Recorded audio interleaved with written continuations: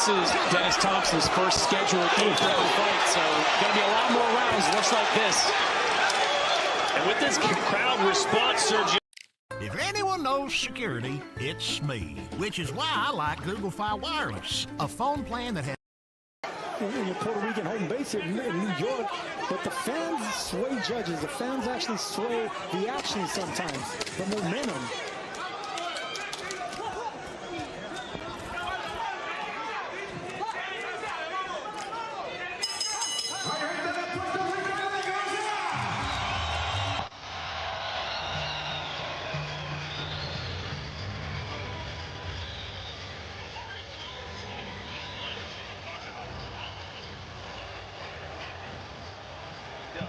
Look, when you jam, bring your left knee up.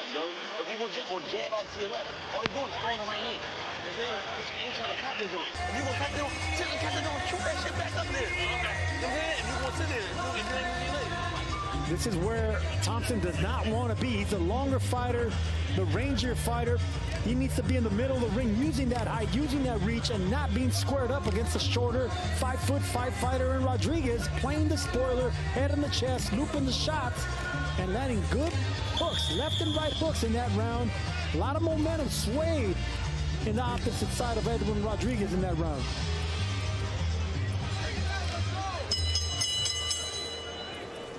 Well, this is a fun fight. The last one wasn't too shabby either. That's not always the case on these undercards. Usually it's a 90-10 kind of matchup.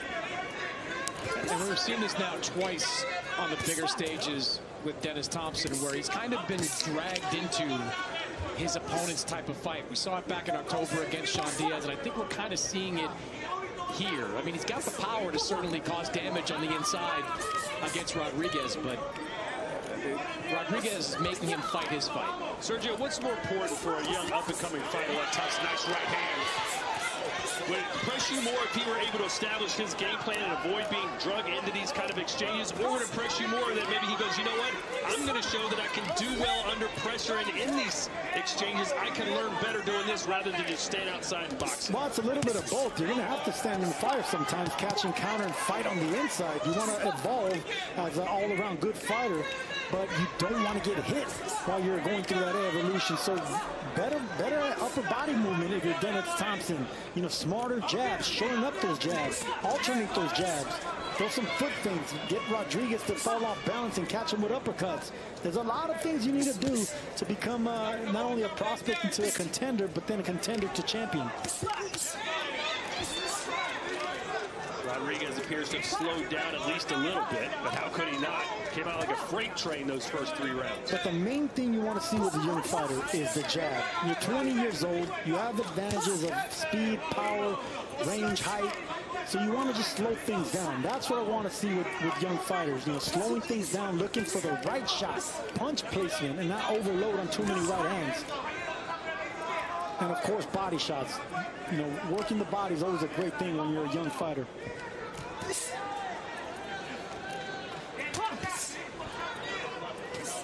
Minute to go here in round 4. Nice uppercut there by Thompson. It was a short right uppercut. That's what you want to do with a short fighter that's leaning forward. You want to pick his head up with uppercuts. Some slapping punches there from Thompson. There you go. There's 2 uppercuts now. Right and left uppercuts. Thompson has the right idea now. Picking up the fighter, picking up Rodriguez with uppercuts and then digging down to the body, but getting away from the ropes, just like that.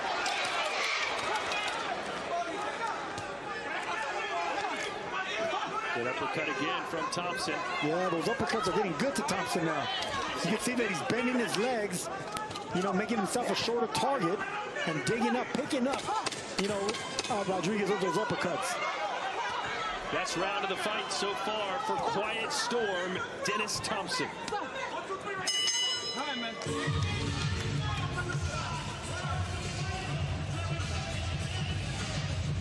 September the 12th, Canelo Alvarez returns to the ring in a super middleweight blockbuster, taking on undefeated knockout artist Christian Mbili, who puts his WBC title on the line, live and exclusive on DAZN as part of your Ultimate subscription. Sergio, how much trouble do you think Mbili is going to give Canelo? A lot, because he's short, he's compact. He's probably a stronger fighter than Canelo. He's not necessarily the harder puncher, but the stronger, naturally bigger fighter. And once he gets on the inside, he can cause headaches. He's a mauling type fighter where you can't pull back your punches. Vamos, listo, aire. Aire. Take a deep breath. Siempre que salga, sale con el jab. Look, anytime you back up, you gotta back up with the jab.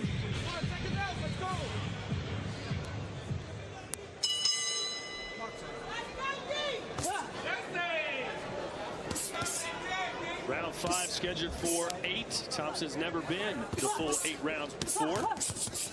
He's been the 6-round distance 3 times. Just 20 years old, fighting out of Philadelphia. 122 pounder. You know, this could be a close fight. You never know. 1 judge, 2 judges could have it 2-2.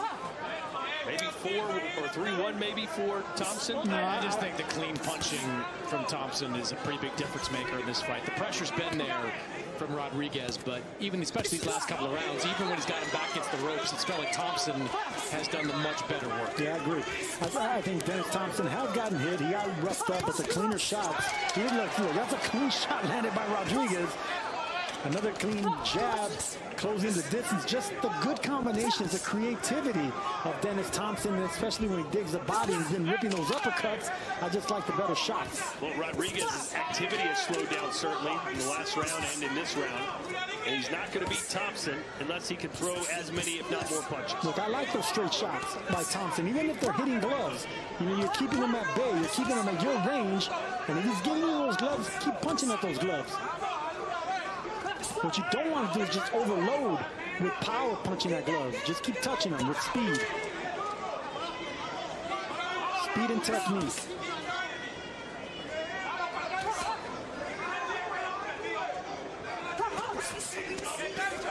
There's a looping shot that I want to see Rodriguez.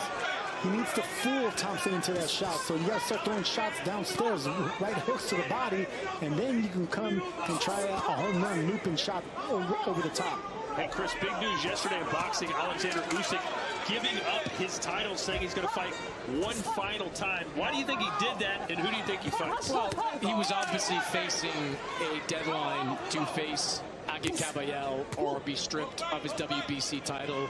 I think electing to give all of them up, kind of just an all-encompassing move, saying I'm not just dumping the WBC belts or going to fight Kabayel. I'm going to dump everything and give other fighters opportunities. You can spare me the whole Usyk is ducking argument. I mean, give me a break. He's fought everybody. He's not ducking Agit Kabayel off the stage. Doesn't need a fight like that. I'd like to see him fight a rematch with Rico Verhoeven. Maybe find a way to put his Ring Magazine title on the line. No, Rico probably doesn't qualify for that, and then fade off into the sunset as the best heavyweight of this generation. Well, he's always mentioned he wanted to fight Deontay Wilder. You never know if that could be an option. Also wanted to fight the United States.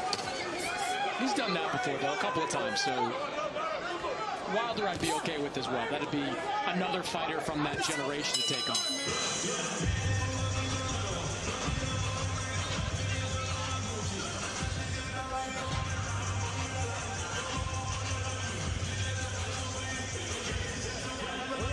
Métele presión a esas manos abajo, párate bien para que no te pueda mover los pies puestos, para que no te pueda mover, le mete las manos abajo, pero que lleguen por el lado.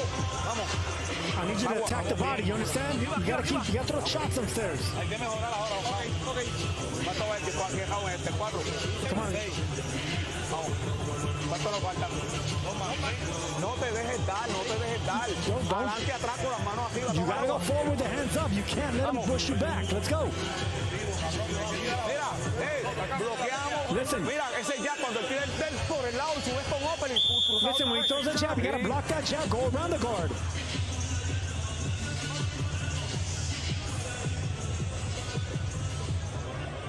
Check it out, let's go.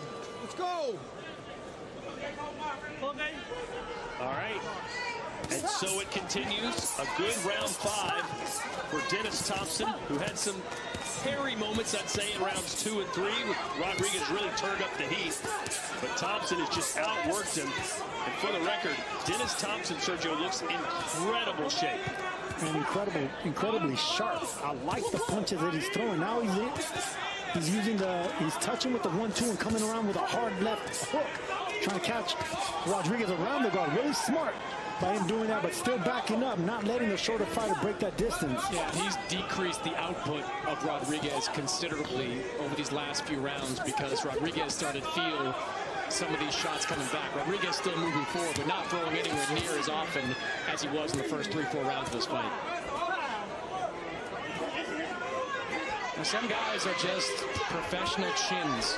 That's kind of what we've got in Rodriguez here. I've covered a lot of them over the years. I remember Derek Finley, one of my favorite chins for hire, would always fight these top guys, very rarely get knocked out, and find lots of opportunities for stuff like that. Well, now, Rodriguez is now starting to touch Thompson's chin a little bit after 2 quiet rounds in a row. Yeah, once he breaks that long range and the reach of Thompson, then he just punches away at the hips, at the elbows and forearms, and that's what shoulder fighters need to do. They need to muck it up and then fight a small man fight. Oh, big left. Sharp left hand from Edwin Rodriguez, who's come back to life, Sergio. Thompson needs to go back to the uppercuts. He was ripping those uppercuts, picking up Rodriguez. He needs to go back to that, but he needs some space in between both of them. Step back slightly and then come ripping with the right and left uppercuts. Thompson is getting pushed back against the ropes by Rodriguez, and this is where he lives and breathes. He doesn't want to be in the middle of the ring. He wants in the trenches. Good body shot from Rodriguez.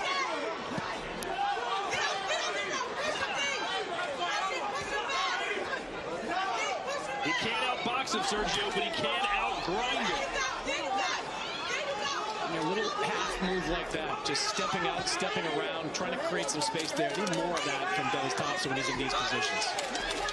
Yeah, it's not a good look for Thompson to be against the ropes like this, against a shorter fighter. He's getting hit with silly shots like that, pulling back. That moved Thompson a little bit. That's where he needs to be, right in the middle of the ring, popping that jab. Got to run in Rodriguez to the right hand, and on the inside, whip him up with some uppercuts. I mean, these types of styles, these types of fighters can give more elite boxers problems. Just ask William Zepeda when he fought Shakur Stevenson.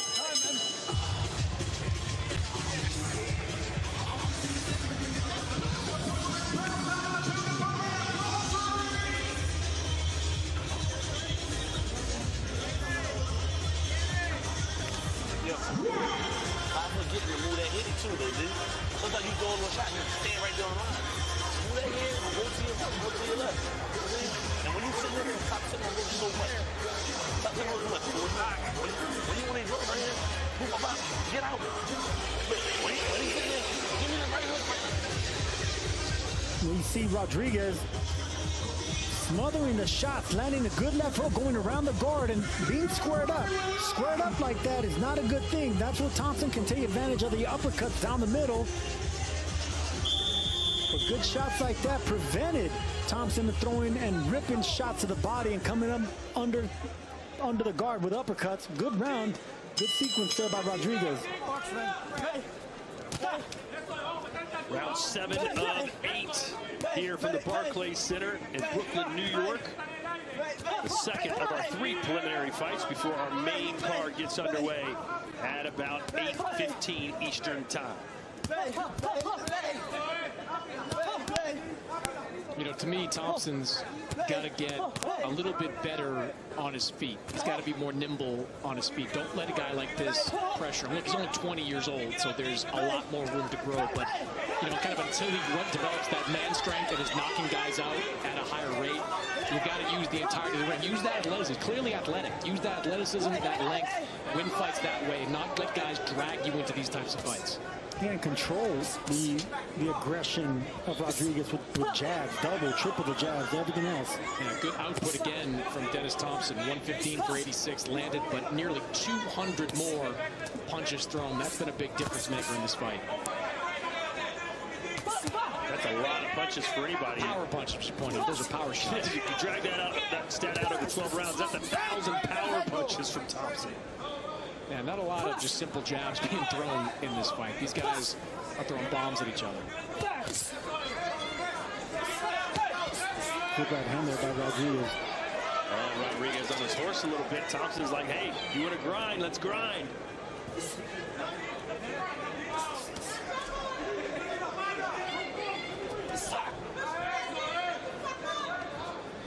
I'm still impressed with Thompson's physical conditioning. I mean, he hasn't slowed down at all. Looks so fresh in there, on his toes.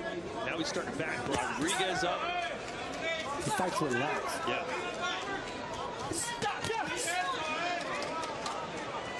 Even when he's coming forward, he fights really relaxed. You know, he's not really worried about nothing.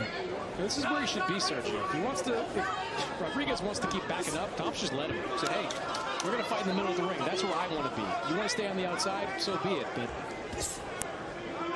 yeah, that's when you send a message. Like, I'm not moving. You got to push me back. You got to send a message. I'm right here in the middle. I'm not going to be hard to find. Looks like Rodriguez is trying to take this round off till we get to the 8th. Not engaging, running away.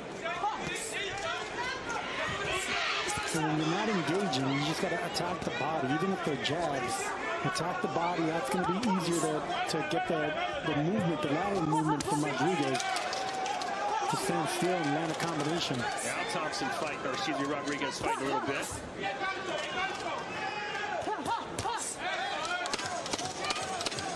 So we will go to the 8th and final round.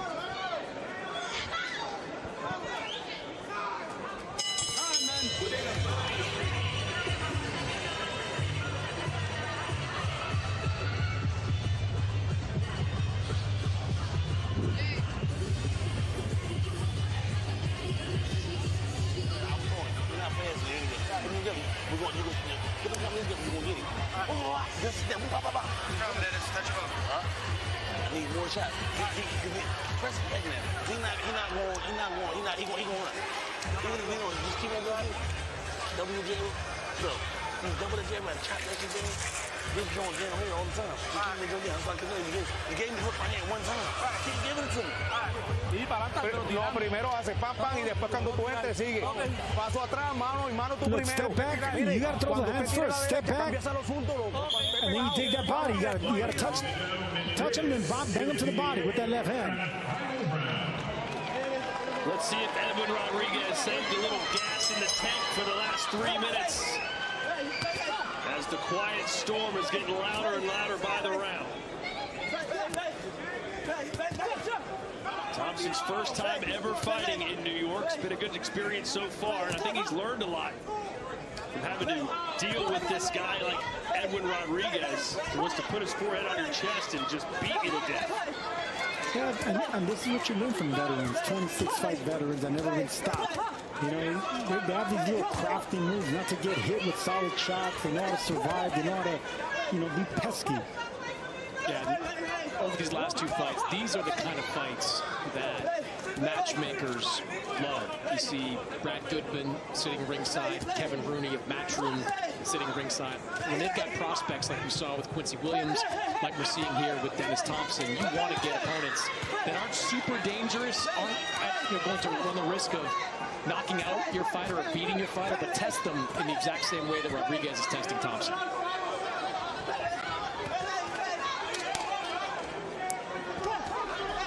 See, Rodriguez is looking to exchange with you right here. This is where footprints come in. This is where the jab. This is where moving, using your legs, letting Rodriguez run into a shot, being overly aggressive come in. This is where Thompson needs to be a quiet storm. He needs to quiet things down and run Rodriguez into a big counter. There's a good right from Rodriguez, who's trying to win another round here.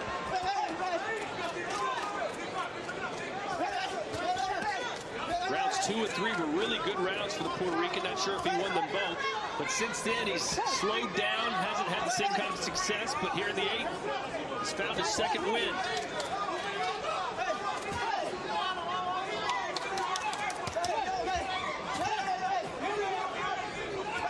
Minute left.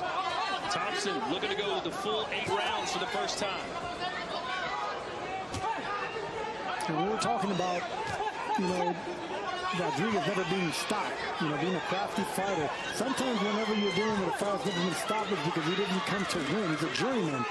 Rodriguez is pesky, though. He gets his shots, he comes in, so it really tests fighters like Dennis Thompson, undefeated fighters that haven't really looked at a lot of different styles. Looks like there's a cut on the right hand, right part of the head of Rodriguez, but that's just made him more aggressive. The crowd rising up, trying to get this guy going with half a minute left.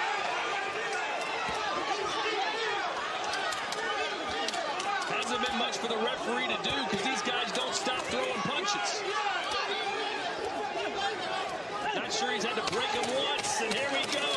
They're letting their fists fly here at the Barclays in Brooklyn. Good action right there by both. Catching and countering is Dennis Thompson. Good stuff here tonight.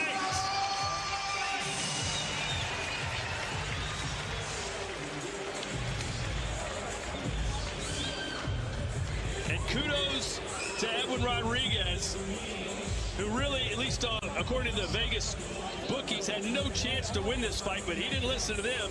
He had some really good moments there in the last round, rounds 2 and 3 as well, and really pushed Thompson like maybe nobody's really pushed him before. And you can see the smile on the face of Edwin Rodriguez. You know, this is what he does. He's a born spoiler. If he goes the distance against another undefeated fighter, doesn't get stopped, it's actually a moral victory for fighters like Rodriguez. Born spoilers. 36% of you believe Edwin Rodriguez won the fight. A little biased, are we? There's no way he won the fight, but he won a few rounds, I think. And he won the crowd, a little bit of the crowd here. And he did it by taking chances, you know, squaring up, getting hit with some shots like that, but coming right back, not giving respect to Dennis Thompson. And you see the head clash right there that caused the cut. But whenever you're that offensive and that short, you're bound to clash heads. And there you go. There you see Thompson, the taller fighter, bending down and making it easier for the 5'5" Rodriguez to clash heads. Nice left hook right there, landed by Rodriguez. Both of them squared up, and this is a big no-no for tall fighters, and this is where Rodriguez got his in, and that's the reason he had a grin from ear to ear. Great effort by both of these fighters, Edwin Rodriguez and Dennis Thompson. Ben Whitaker has captured the UK boxing fans' attention with his speed, charisma, and showmanship, but tonight, in his U.S. debut, the Surgeon faces a dangerous step-up against veteran Richard Popeye Rivera and a can't-miss light heavyweight cracker.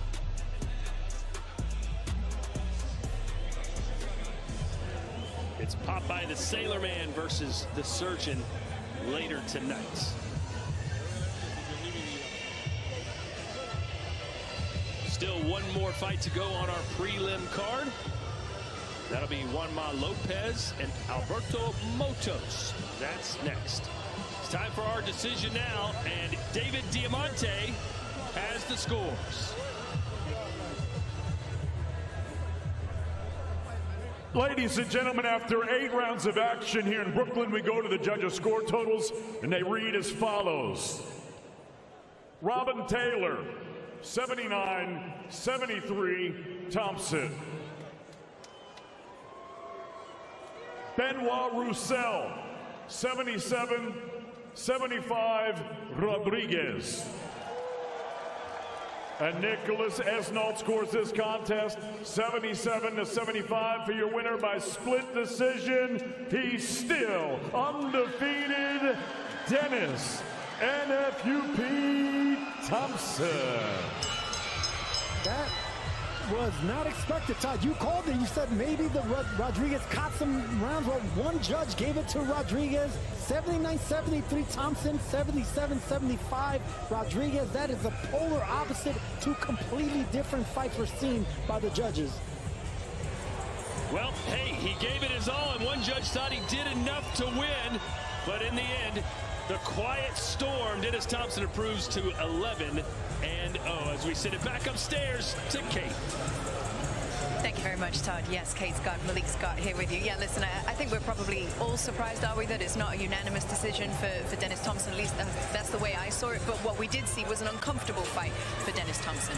Yes, and you want to know, he should take pride in that, you know, he was given some questions and he answered them all with flying colors. He passed all the tests. He was dealing with a guy that was putting pressure on him. He kept his presence in his face, and he was dealing with mental pressure as well, because every time he hit Rodriguez was coming right back each time. And what does that do for a young fighter? It helps them deal with the mental aspect. Everybody you hit, you're not going to knock out.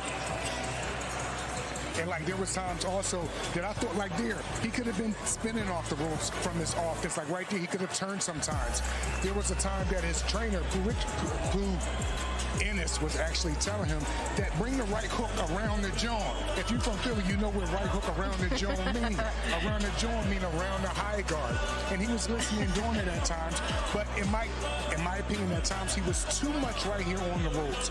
He laid on the ropes a little bit too much. He's a young kid, 20 years old, and he learned so much from this fight. I didn't think it should have been a split decision.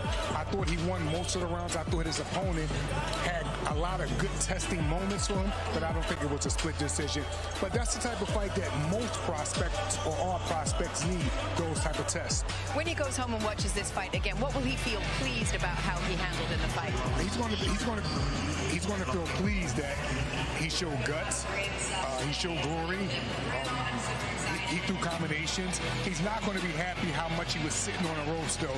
He's going to look at that fight and say, I could have got off the ropes a lot more after my offense. Dang, over 1,000 punches thrown compared to Rodriguez's 562. That's a high output for the young man. Impressive performance all in all on a stage like this. Is that one he'll go home and feel content with how he performed on a stage like this kind of night? Yeah, he'll feel content and he'll be happy that every question that was asked of him he answered, but he will want to get better and he will want to handle a lot of things a little bit more with ease. I heard Sergio saying he should have been actually using foot feints to stop the guy in his tracks. Put the jab down to the body, use the jab more. A lot of times when he had center of the ring, he wasn't using his jab. He did more offense tonight when his back was against the rope instead of doing a lot more offense when he was in the center of the ring. So he'll learn from that and come back.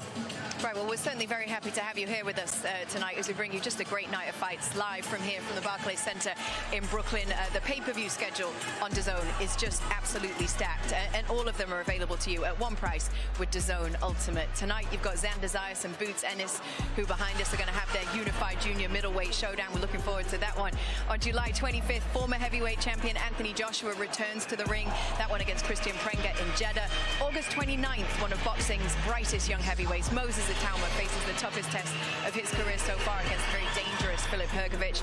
And then boxing's biggest star is back. Canelo Alvarez is set to face WBC super middleweight world champ Christian Mbili on September 12th. You can catch all of those blockbusters on DAZN Ultimate. The first rule of DAZN Ultimate. The first rule. You do not pay-per-view. You do not. You do not pay-per-view. Do not pay-per-view. The Ultimate Fight Night is here. Second rule, DAZN Ultimate is. Second rule is you don't pay-per-view. Because Ultimate gives you a minimum of 12 pay-per-view fights a year. At no extra cost. You do not pay-per-view. Join us ringside and welcome to DAZN Ultimate. Well, in tonight's main event, Xander Zayas puts his belt on the line. Xander Zayas promoted by Top Rank, and the Godfather is in the house. Bob Arum is with Chris Mannix. Thank you, Kate. Yes, I am here with Bob Arum, the Hall of Famer, the legend, back in New York City, back sitting ringside. And Bob, you've done fights all over the world, but is there something special about doing a big fight in New York? No question about it. The biggest fight of the time that I did was in New York when Ali came back and fought Oscar Bonavena, December of 1970. So, you know, I'm a New Yorker, and even though I moved away a number of years ago, once you're a New Yorker, you're always a New Yorker. And of course, when I open my mouth and talk, everybody knows where I come from. You're sending out two of your best young fighters tonight on this card, Emiliano Vargas and Xander Zayas. Let's start with Emiliano, the co-main event of this fight tonight. The son of Fernando Vargas, one of the best young prospects in all of boxing, 17-0 to start his young career. What is it that you like about Emiliano? Well, he's a great fighter. He has the bloodlines, he is going to be an enormous attraction because he's very, very good fighter. He's very much fun to watch, bilingual, and I'm really high on Vargas. I think he's going to be a major, major star. You know, Xander Zayas has had a tremendous year, added 2 titles to his resume in the last 2 fights, and now he's here taking on Jaron Boots Ennis. A lot of people have said this is too much too soon for Xander Zayas. Do you feel that way? Doesn't matter how I feel. Doesn't matter what they say. The kid feels that he's ready for a fight like this, and sometimes you've got to go with the athlete, the way the athlete feels. So again, all the naysayers about the fight, and it's a very, very difficult fight with Ennis, but the kid is absolutely confident that he's going to win this fight and win it fairly easily. What does he have to do to win this fight? Fight the fights that he's been fighting. Distance, box the ears off Ennis, and win going away. I mean, you laugh because it's a tough, tough assignment. We know how good Ennis is, but anyway, the kid and the people around the kid are absolutely convinced that he can do it, and this is boxing, and if a kid wants to take a chance like this, you have to support him. Just celebrate that Knicks victory last week? It was a whole crazy month I was back in LA, and I watched every single game, and it was, you know, this is LA, and everybody was talking about the Knicks from the first playoff with Atlanta, and then Philadelphia and Cleveland, and then people felt that San Antonio were going to blow them away, but I really felt different. I mean, this is a team. Basketball is still a team sport. It's not a one-on-one sport, and there is no question that the best team in basketball were the Knicks. Appreciate it, Bob. Looking forward to seeing you out here the rest of the night. Kate, we'll go back up to you.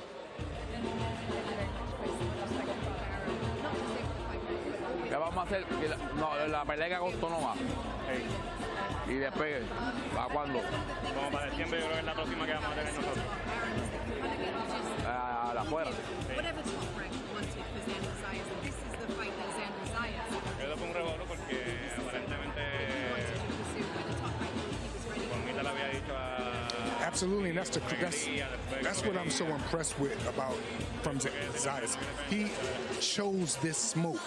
He didn't choose a one-dimensional knockout artist. He chose somebody that does everything well and possibly does everything well more than him. Jaron Boots Ennis is a future pound-for-pound star. Zayas has given him the respect and know that, but he also chose him as an opponent. That was an old-school decision from a fighter with an old-school mentality. So you got to respect him for that, for wanting to smoke. Let me borrow your mic for a second, because mine isn't working, so we're going to share for a second. But you don't mind, you're my husband, we like to share. Let's talk about another big fight that we got coming up tonight at 175, the light heavyweight division. We've got Ben Whittaker coming over from the UK to fight Richard Rivera, a US veteran. You can see Ben Whittaker is already in the building. This is such a big occasion for him. There's been kind of a lot of fanfare about him in the UK. He fights with flair, he's flashy, and that has made quite a bit of noise over there. How different is it going to be for him coming over here to the US and fighting in New York? Ben Whitaker has been waiting to come here to the Big Apple. Well, I want to say America, but he's actually here in the Big Apple with his debut. He's so excited. He can't wait to perform for the fans tonight. And this is just not something that happened by accident or coincidence. He's always said, I want to come to America. I can't wait to come to America to fight. He's going to give these fans in here something to remember. I'm looking forward to it.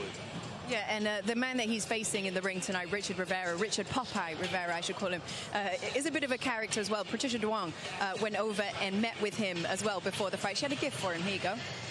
Fuel tonight, so I brought you some spinach. I love this. Thank you for that. Can we get a prediction on how you think you're going to end it tonight? It's going to be my knockout, 6th round. Well, I hope it helps you. Absolutely. Thank you so much. You're welcome. Toot, toot. Can of spinach. It was the Popeye joke, but anyway, you get it now. What do you think that Richard Rivera will do to test Ben Whitaker in this fight tonight? Well, pound for pound, he does, in my opinion, he does nothing better than Ben Whitaker. Ben Whitaker is fast. He's incredible reflexes, punching power, punch from different directions, but he may catch, and we all know that Ben Whitaker likes to play around. He's a showman. So there's times that he could be caught in those moments. We're going to see if Rivera can do that, but I seriously doubt it. With Ben Whitaker, there was the fight that he had, the first fight of the 2 fights against Liam Cameron, which didn't go his way. And then he came back and rectified that, and he'd moved to being with Andy Lee. Have you seen a difference in his approach to fighting since he's trained with Andy Lee? I've seen a difference in the mentality. It's been less playing and more business, and that's the Andy Lee way, that's the Kronk way. But I think people are really going to see the effect that Andy Lee have had on him thus far when he gets in with better and better opposition. He may go in here and get rid of this guy in 2 or 3 rounds. And that would be great, but I think people will really get to see the great job that Andy is doing when he gets in with guys that can actually test him and make him uncomfortable. All right, well, we are just about ready for our next fight of the night. So here is David Diamante with the next one.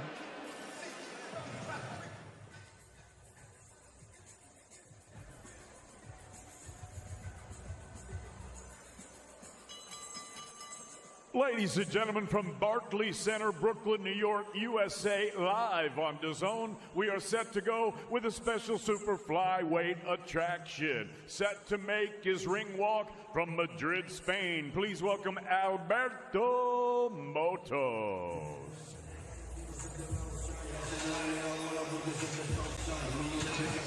Here comes Alberto Motos, the nickname Mopla. Do you know a translation on that, Sergio? I do not. Never heard of that word. That's a Spanish. From Spain Spanish, not Mexican Spanish. Different than Mexican Spanish? Way different. What's the biggest difference? Well, I don't know what Mopla means. And those are the wise comments from Sergio Moore. All right, Alberto Motos, 6-2, no knockouts, 27 years old. After taking all of 2024 off, returned with 2 wins last year before losing to Marquez. That's Alberto Marquez, a 10-round split decision back in January.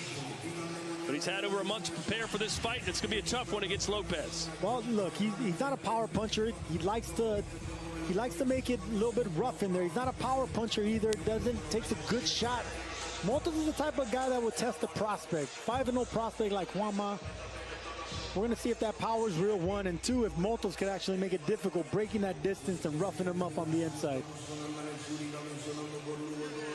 And now entering the arena, please welcome, fighting out of Caguas, Puerto Rico, El Invicto, Juanmita Lopez.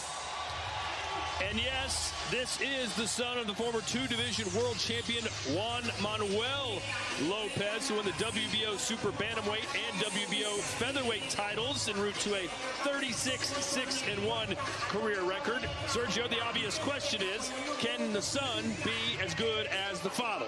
Well, I like what I see so far. Offensively, he can. He's a southpaw. He's a puncher just like his father. Really polished. I mean, I like a lot of what I see by Juanma Lopez here. And big shoes to fill, because I was really a big fan of his father, especially with that right hook, but he was chinny. So we're going to see if Junior here can actually take a bigger shot and take a bigger punches from champions. Yeah, former Puerto Rican Olympian, young guy turning pro at an early age, and has, as Sergio said, shown a lot of potential, 5-0 in his young career. I haven't seen as much of that pop, Sergio. I still think I need to see more power from Juanma to make me believe he's going to be a knockout puncher like his father is. But the skill set is certainly there, and I think Top Rank really believes that this kid can be a star from Puerto Rico.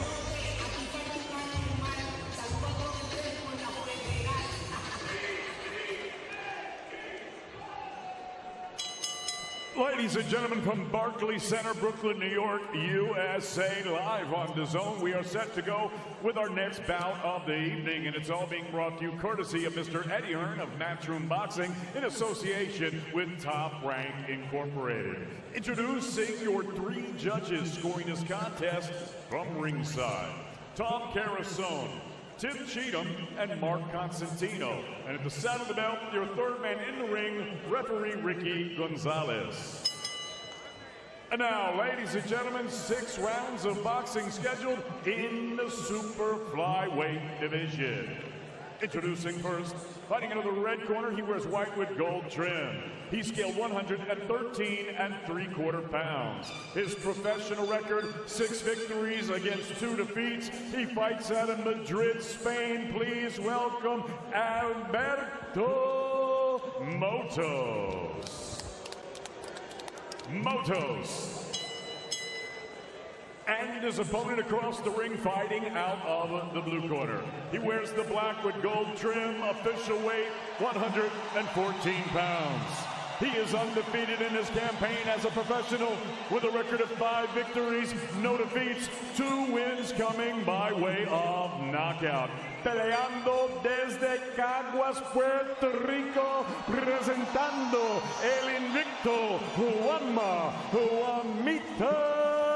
Lopez.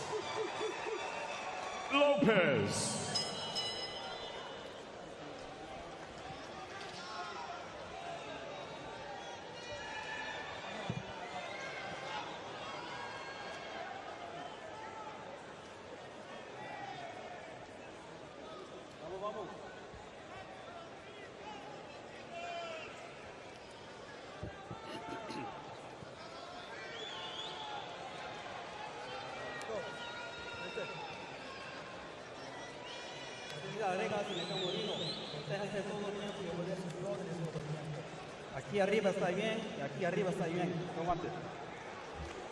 Juanma Lopez, used to being under the spotlight, first with his father, and he turned pro at Madison Square Garden in February of last year. Got a KO in the first round over Brian Santiago at the age of 19. A lot of Puerto Rican fans here already to see what he can do against Alberto Motos, fighting out of Madrid, Spain. Scheduled for 6 rounds, live from Barclays Center in Brooklyn, New York. Juanmita Lopez, just like his father, a southpaw, come forward, volume puncher.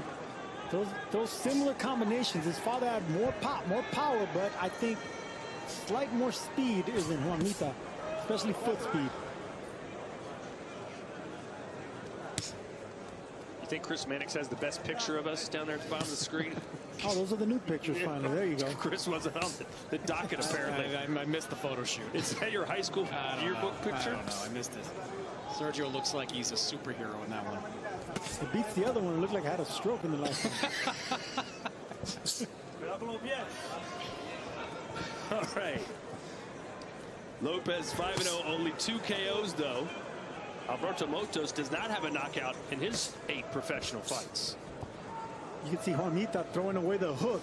You know, he's throwing away shots. He's not really loading up on any type of power right now. He wants to get Motos to actually come forward and show him something. Nice counter puncher. Strong counter puncher is Juanmita. Left hand to the body. Right now, Lopez is throwing away shots just for Motos to come in. He's throwing away 2 to give him with a hard 3. There's a 3 right there. When you think back to the style his father had, Sergio, any similarities? No, and that's what I said before, because I don't want to call him Junior. Juanmita here is more fleet-footed. You know, I think he has better radar. You know, slightly better defense, but the power was definitely on Senior. You know, both of them were hard. You know, they were southpaws, but only one of them punched really hard, and that was his father. Faster hands is Juanmita here, faster feet, a little bit more controlled as well. Oh, and there's the power as Motos goes down. And then you see that he threw away that right hook to hide that left hand with Juanmita Lopez. He fell for it. I don't think he's going to make it up. A defining moment in young Juanma Lopez's career as he gets a KO in round 1 here in Brooklyn. Credit where it's due. Right before this fight started, Sergio looked over at me and said, 1 round. That's how long this has lasted. We have not seen that kind of blinding power this early in his career from Lopez, but that was a stinging power shot that put him down and put Motos out. Look, I've seen the red flags with Motos, even though he hasn't been stopped in 8 fights. I loved what I saw with Juanmita Lopez. That's the reason I was so confident in a quick knockout here. Beautiful shot. Threw away that right hook from that southpaw stance right down the pipe with that left hand. Juanma Lopez now 6-0 with 3 knockouts. And Motos, you could see it in his face, Sergio. He didn't know what hit him. Because he didn't see the shot. This is what I'm talking about with Juanma. He was throwing away that right hook. He was hiding that left hand behind that right hook. And I love seeing that. That's veteran experience by a kid that only has a handful of fights in Juanmita Lopez. Look at how he's nice and patient. Throw away that right hook just to hide that shot. The fact that Motos turned his head to try to roll with the shot, that actually worked against him as well, because he didn't see that shot coming right down the pipe. Laser-like left hand by Juanma Lopez. Perfect shot right on the tip of the chin. Knees go out. Yeah, punches like that you don't get up from, and he knew that Lopez knew that as well. Just staring over him saying like, yup, I got you there. Whoa. Sergio, you scored a knockdown here in Brooklyn, New York against Danny Jacobs. What'd that feel like compared to what Juanma's going through right now? Not as good as Juanma because Danny Jacobs got up. He put me down in the same round. But I didn't have the power and I didn't have the pedigree and the bloodline of Juanmita Lopez. Excellent first round knockout by a man that I think has more power than his knockout ratio indicates. All right, David Diamante's in the ring to make it official.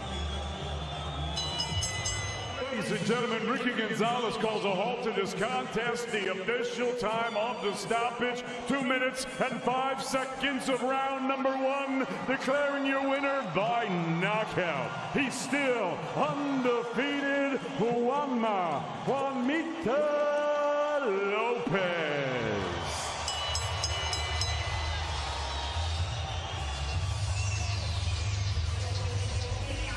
So a good start to the night for Puerto Rico, as in the first fight of the night, or second fight of the night rather, Edwin Rodriguez put up a really good fight against Dennis Thompson, got the crowd excited, and then Juanma Lopez sealed the deal with a first round 1-punch KO.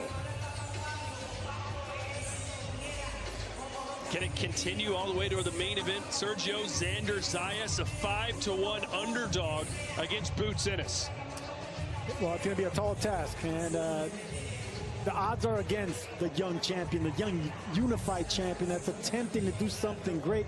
I love seeing that, Todd. I mean, not many young champions willing to take that big leap forward against a potential pound-for-pound star in Boots Ennis. So I love the ambition. All right, let's hear from the winner, 20 years old. It's Juanma Lopez. Juanma, congratulations. You got out of the ring almost as fast as you got in it there a moment ago. How did you feel about the way you fought tonight? It's great, it's a great feeling. Thanks to all my people from Puerto Rico that is here right now. I told Gary and Carl that don't take me out of New York City. This is my city, my 3 knockouts in New York City, so it's great. We're gonna be doing great things in the future. Was that the fight that you were expecting? Well, we're expecting a tough fight, you know, because Motos is a great fighter. But, you know, we do the work. We prepare really good in the gym with Alexander Caraballo, so we're ready for everything. Landed what looked like a picture-perfect shot there. Was that the shot that you were trying to set up in that first round? Yeah, we practice a lot that shot because we know what he's going to do, so, you know, it took perfectly. We've only seen you pick up 2 knockouts in your first 5 fights, but do you feel like there's a lot more power in you? Yeah, there's a lot more power. You know, I'm 20 years old only, so we're gonna get measured with the future. So we're gonna be one of the 115 in the future. Your father's got a great legacy as a 2-time, 2-division world champion. What kind of legacy are you trying to build? I want to be not only be another great fighter from my line. A lot of Puerto Rican fans already in this building tonight. What kind of show do you think you gave them? You know, I think they're very happy. You know, you're listening to him, and now Xander is gonna do the same thing. What do you think Dad thought of that knockout? It's crazy. So it's something great. I know that my Instagram right now is on fire. Congratulations, Juanma. Thank you to all my people. Puerto Rico, vamos pa' encima. His Instagram's on fire right now. I'm sure it is. And Sergio, he said that's the way they planned it. It reminded me of the old A-Team. Remember A-Team, the show Hannibal would say, I love it when a plan comes together. Is that the one with the black van? The Mr. T? And Mr. T, yes. Yeah. No, I love the shout out that Juanmita gave his father, Juanma Lopez. I mean, like father, like son, 2 southpaws, 2 punchers. But Juanmita here, I think he has just as high a ceiling as his dad had. Has the same power, quicker hands, quicker footwork. Love that smile. Love the way he gave the fans here a great show and good on the microphone as well. All right, let's send it up to Kate and Malik. I'm sure Malik remembers the A-Team, right? Do you? Believe so. Okay, so Kate Scott, Malik Scott here with you. So listen, Juanma Lopez, they're having just his best night on his biggest night so far. I thought he looked good, but what I was impressed with the most, how calm, cool, and collected he was. He threw a beautiful throwaway right hook that landed straight left hand down the middle. He did beautiful. Great job. Did you, obviously, we saw very little of him tonight, but what could you talk about in terms of what he does well as a young fighter? What I was impressed with the most was how calm he was, how poised he was. He didn't go out there reaching over his front knee. He set it up in behind his jab. He was using feints. And this is something that we was talking about early in the Williams fight, that he wasn't feinting. He was kind of rushing his work. He wasn't rushing his work tonight, and I know his father is proud of him because he should be proud of himself, first of all. He did a great job.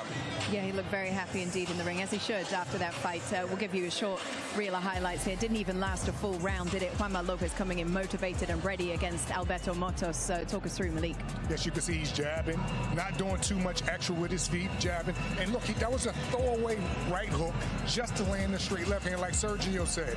He threw it. That first shot wasn't even mean to land. It was to distract him to land the shot that he really wanted to land, which was the straight left hand. His opponent, you got to give him credit. He tried to roll with the first shot, but by him rolling and it missed, he rolled directly back into the shot, which was the real trap, and that was the straight left hand.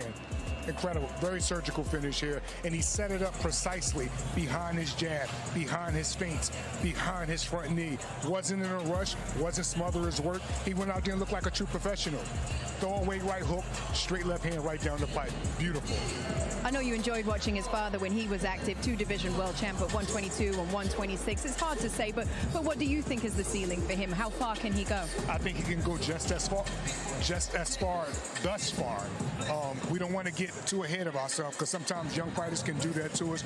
We see him, have great performances like that, especially him because he come from a family line of champion, basically. So we got to give him some more time, but he's on a great start. That was a great victory. And once again, one of my favorite scenes, as you know, Kate, is not what you do, it's how you do it. And how he performed right there was very impressive. Yes, it was. Very special indeed. So let me tell you about something that we got coming up here briefly on DAZN, or soon on DAZN. Of course, you got tonight's event from Brooklyn, which is just one of a list of great fight nights this summer on DAZN. In the main event this evening, undefeated stars Xander Zayas and Jaron Boots Ennis meet in a blockbuster showdown for the WBO and WBA World Junior Middleweight titles. You guys at home still have time to buy the pay-per-view for that fight. Make sure you do. You can expect you can expect fireworks. That's what we think we'll have on July 4th, and that would be fitting, wouldn't it? As Abdullah Mason defends his WBO lightweight world title against late replacement Albert Bell. Diego Pacheco returns to Carson, California. That's on July 18th, taking on Emmanuel Alim as Pacheco continues his march towards a world title. title opportunity. And then on July 25th, former heavyweight king Anthony Joshua faces Christian Prenga with a potential mega fight against Tyson Fury on the horizon. We all want to see it. You can see all of that and so much more right here on the global home of boxing. You're only undefeated until you're not. There can only be one king.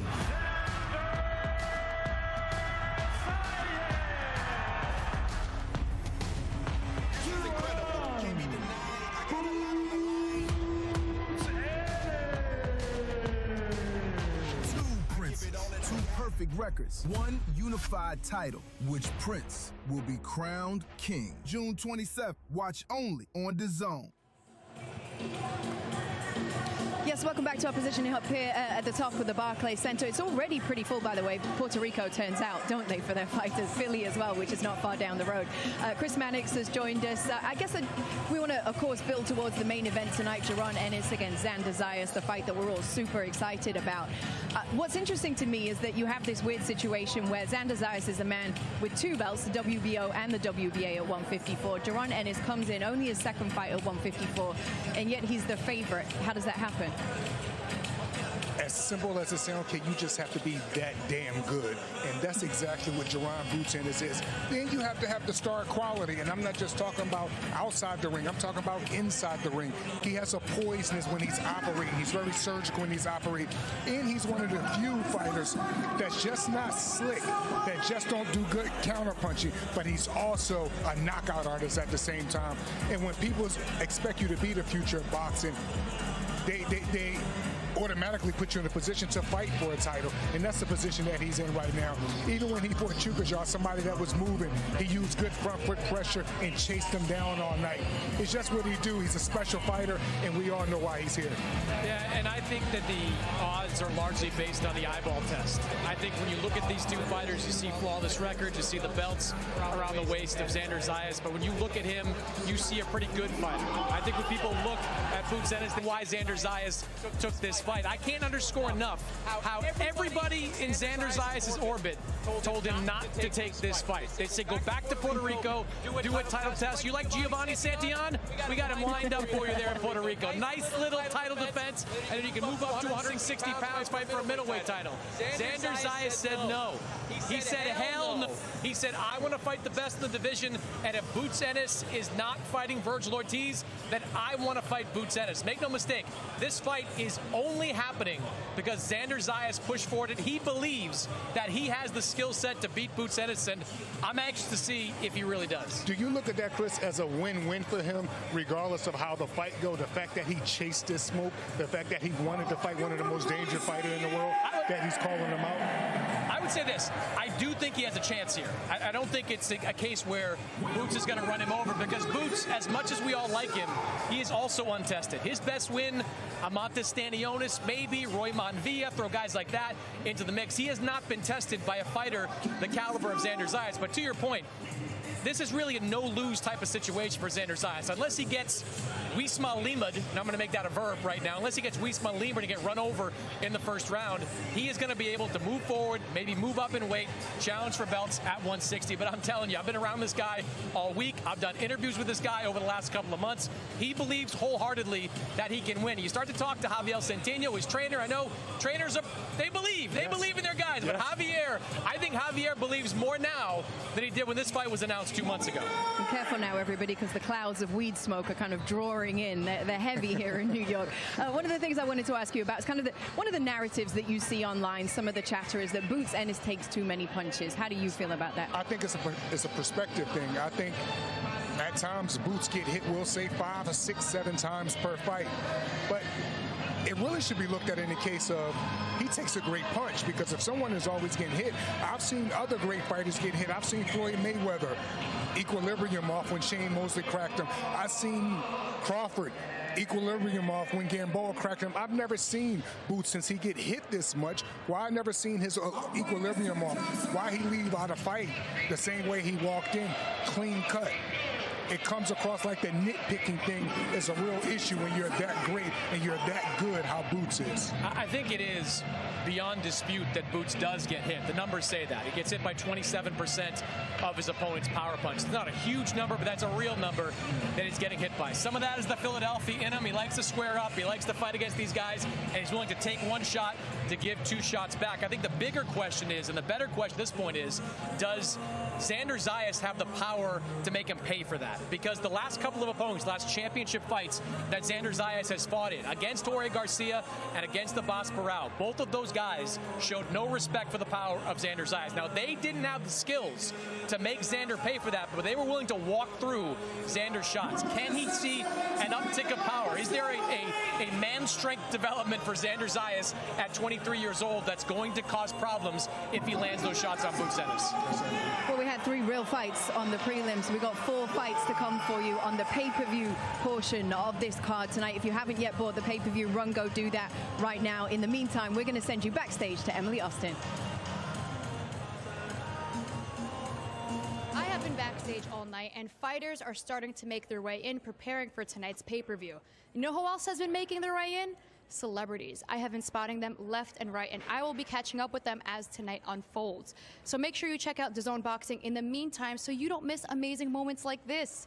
Team DAZN gave Boots a custom USA World Cup jersey for his birthday, and this moment was posted on our Instagram and our social media. So check out at DAZN Boxing across all platforms, and also make sure to check out Fan Zone so you can vote in live polls such as this one, where as you can see, Boots is heavily favored. But as the night goes on, will momentum swing towards Zayas? We'll find out soon. Back to you. Thank you so much. I think I just saw Boots Ennis pulling a U.S. men's national team jersey out of the bag with 2 people who know absolutely nothing about soccer, but the World Cup is in town, and it's exciting, and the U.S. are through to the next round. So well done to the U.S. men's national team. So we are building up, of course, to the pay-per-view portion. It's going to start with a fight between Jahi Tucker and Guaymagon Blanc. Eudi Cedeno, am I right? Yes, thank you. And then, of course, the main event tonight is the one between Jaron Boots Ennis and Xander Zayas. In fact, I'm going to show you the full fight card, if we can, in just a second, just to run you through the 4 fights that we have remaining for you. So, Jahi Tucker against a big knockout artist in Eudi Cedeno, heavy hitter from the Dominican Republic. Ben Whittaker from the UK coming over here, hoping to make a statement against Richard Rivera from the US. And then you've got the co-main event featuring the son of a legend, Emiliano Vargas, hoping to shine in the spotlight against Bryce Mills. And then, of course, the fight that all the fans have turned out for, Xander Zayas, the unified WBA and WBO champion at 154 against Jaron Ennis, the former #1 at welterweight. Give me a final thought, just in terms of these 4 fights. I'm super interested to know which one you think is the best, because they're all really good. Well, I think the opener of our pay-per-view is really interesting. It's probably the closest thing we've got to a 50-50 fight. Jahi Tucker, he's got a little crazy to him. He's got a little bit of the crazy gene going on with him. Like, he came into our fighter meetings this week saying he was the #1 middleweight in the world, said the only thing that he was missing was a belt. And then he was 2 hours late for the weigh-in and nearly missed weight coming into this fight. So there's something going on with Jahi Tucker. Whereas Eudi Cedeno, he is cool, calm, as collected. He is a Dominican fighter. He believes that he's elite as well. One thing I know, this fight is going to be a firefight. Neither one of these guys takes one step backward. It's going to come down, Malik, to which one of these guys has the better chin. Absolutely, and I'm very, very big, as you know, Gate. Jahi Tucker is one of my favorite middleweight fighters to date, and that's because he's very particular about who he wants to fight. Everybody that he picks to fight are guys he's in 50-50 fights with, and there's times I've seen him get hit and come right back. He's a very old school kind of fighter too. He has great boxing skills, Chris, but he don't rely on his legs. He uses good defense to make you pay and punish you. I can't wait for this fight, and his opponent, Candina, is a knockout artist. Long limbs, puts pressure on, and most importantly, he believes he can knock out Tucker. He's also, one thing known about Jahi Tucker, he's the king of the sparring, right? He goes everywhere and spars everybody. Shakur Stevenson, Richardson Hitchens, guys like Demetrius Andrade, he spars them all. Jaron Boots Ennis. He takes a little bit of something from all these guys. He's crazy, man. He's crazy out there. Like, and when it's not just outside of the ring, inside of the ring, he's a little bit nuts. He's going to come in there. He's going to throw a lot of punches. I was talking to Cedeno's team this morning. They believe they're going to catch him in one of these exchanges. They believe that they are the heavier-handed fighter, but watch out. This is the kind of fight where you don't blink. Something big might happen. Yes, sir. All right, everybody, this is it. This is the end of our free-to-air portion of Saturday Fight Night, which means that this now is your last chance to buy tonight's pay-per-view, or even better, why don't you sign up for the DAZN Ultimate subscription? Never pay for a pay-per-view again. With that, let me send you down ringside to Todd Grisham for the start of the main card. Thank you, Kate. It did. Saturday Fight Night on DAZN, brought to you by That Prize Guy.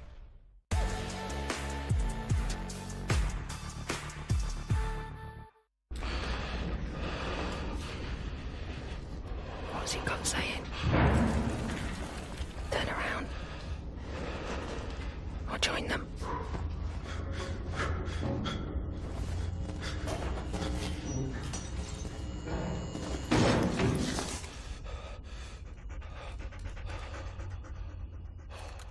One time, stray dog. You've got the instinct. Now, get the training.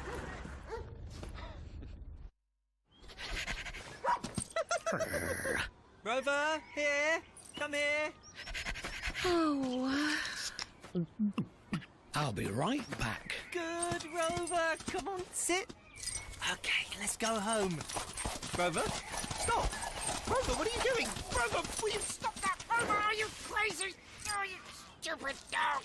Sorry, where were we? You crazy dog. Red Bull gives you wings. Introducing the casino you love to hate, Mr. Q.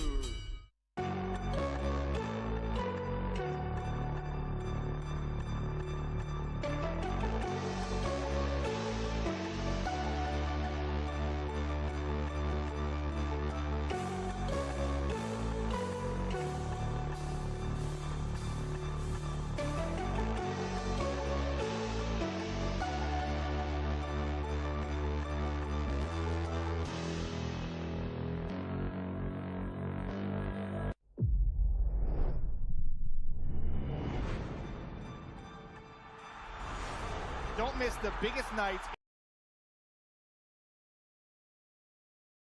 With head trainer Roy Jones Jr. He weighed in at 153.2 pounds, wearing blue trunks with orange and white trim. His record, perfect.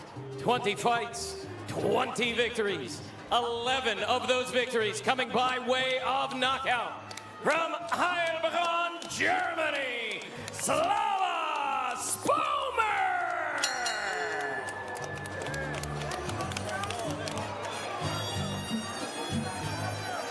Introducing out of the red corner with head trainer Jael Centeno. He weighed in at 153.2 pounds, wearing pink and white trunks. His record, perfect. 20 fights, 20 victories. 12 of those victories coming by way of knockout.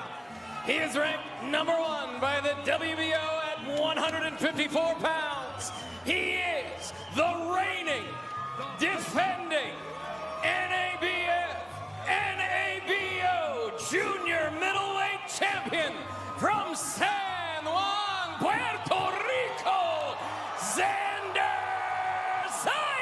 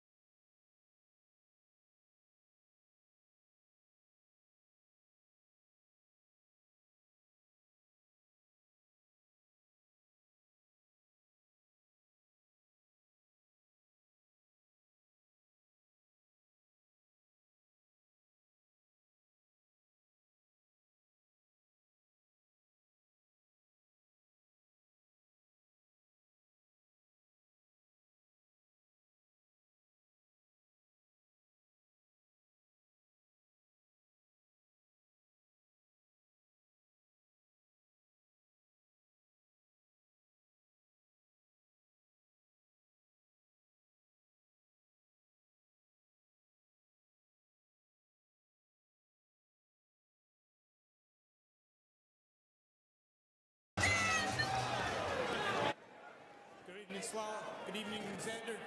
Gentlemen, you both know the rules. Obey my commands and protect yourself at all times. Touch gloves now. Come on, fighting at the bell. Slava Spomer, who lives in Germany, is trained by Roy Jones Jr. It is their first fight together. They've been together in recent weeks. Roy says, I don't waste my time with just anybody. I put him through tough sparring. He can handle anything. We had a great visit with one of the all-time greats, guy obviously we've known for many, many years. And it's just so interesting to think that Slava landed in his lap in a situation like this. Yeah, so it's certain situations sometimes happen. Slava, it's always been his dream. He told us that he was a huge fan of Roy Jones, and he says now he's my trainer. However, what Roy said he liked about him was his toughness, his grit. That's what he liked about him, his determination. Tess, you can't teach that. Nope. Can't teach that. It's in you. Right now, Spomer getting off to a quick start. You see how composed Xander Zayas is. He's comfortable inside the trenches. He's okay with fire with fire. He's okay with standing his ground at mid-range and inside. And there's blood already from the nose of Spomer. He just came over the top with that left hand. There was also a long-range right hand. So some early blood, and you can see the blood coming right from the nose of Slava. Yeah, nice head movement right there, changing slots, changing levels as well from Xander Zayas. Nice feint right there as well. Just breaking up his rhythm, not staying the same. Nice hook on the inside by him as well. Spomer right now, he's just having problems with just the activity of Xander.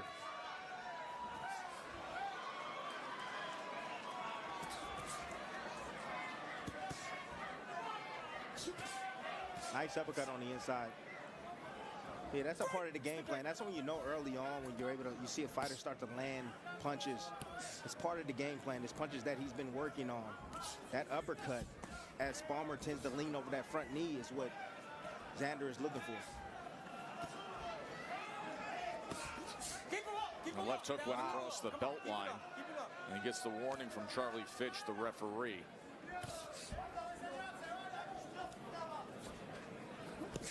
Good start by Xander Zayas. All controlling the good, and with that good jab and counter punching.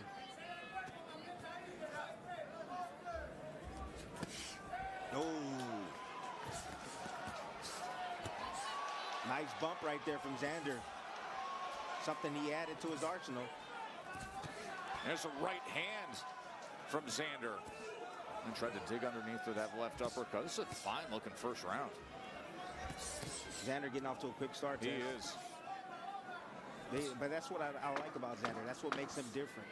You know, in his division is his high work rate. High energy type of fighter. And he's defensively sound at the same time now. Perfectly thrown by him is he's left-handed. He's fighting orthodox, but he's left-handed, naturally left-handed. And when you get that, when somebody's naturally left-handed, but they fight in that orthodox stand, man, that left hook, that jab, it becomes a real weapon. He landed 7 power punches in that first round. That left hand over the top, the best of them.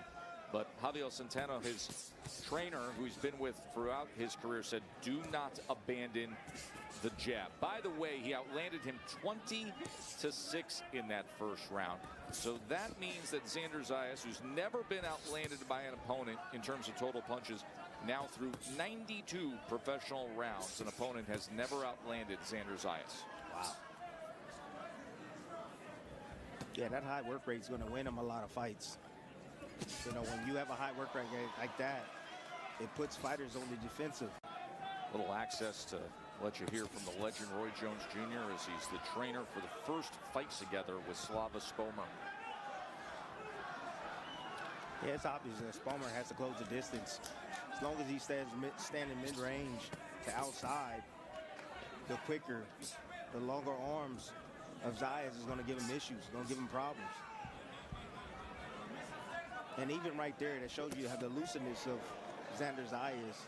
As Spomer, he gets in the range he wants to get to, but he's throwing punches at the air.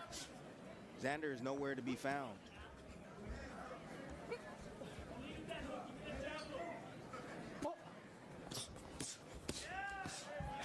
defense has taken Spalmer completely out of the fight. Completely. See both the footwork and the upper body movement from Zayas there. Spalmer came forward. Coming to the end of 2, our co-feature prior to the world title fight. That distinct ceiling at the theater at Madison Square Garden, round number 3 of our co-feature. 2 undefeated fighters meeting up. All the promise and hype surrounding Xander Zayas. Spalmer is generated. Yeah, most people they think about punching power, but I think about the complete package. And that's the reason why I hold Shakur Stevenson high. Because defense, when you can't hit your opposition, I mean, haven't we learned Floyd Mayweather, one of the best defensive fighters of all time? He takes you completely out of the fight. And that's what you're seeing right now from Xander Zayas. But the thing that I like about Xander is that he's there actually to land his offense as well. He ain't running. He's not going anywhere. He's rolling and slipping underneath shots, landing counters.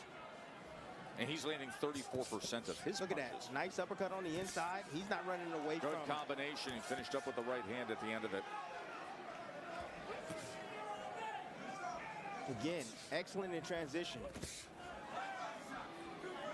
He might not have that one-punch knockout power test. However, at least you get in the show.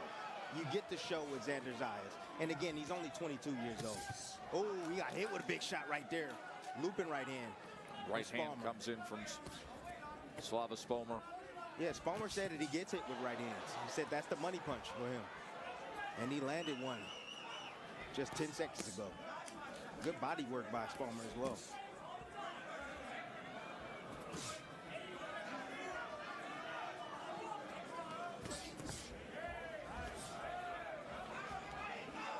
Look, it's so obvious to see who's the more skillful fighter. That's Xander Zayas. You can see the toughness of Spalmer. That's what usually has won him his fights. Letting his hands go and just having brute toughness to come forward and take whatever his opposition is giving him. But tonight, he has a slippery problem inside that ring with the defensive prowess of Xander Zayas. Good shots right there, Spalmer. Ooh.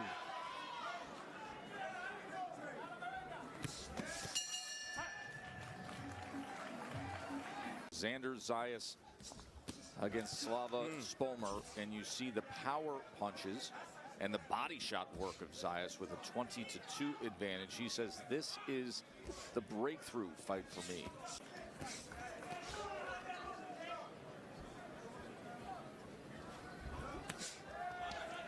Good right hand from Xander.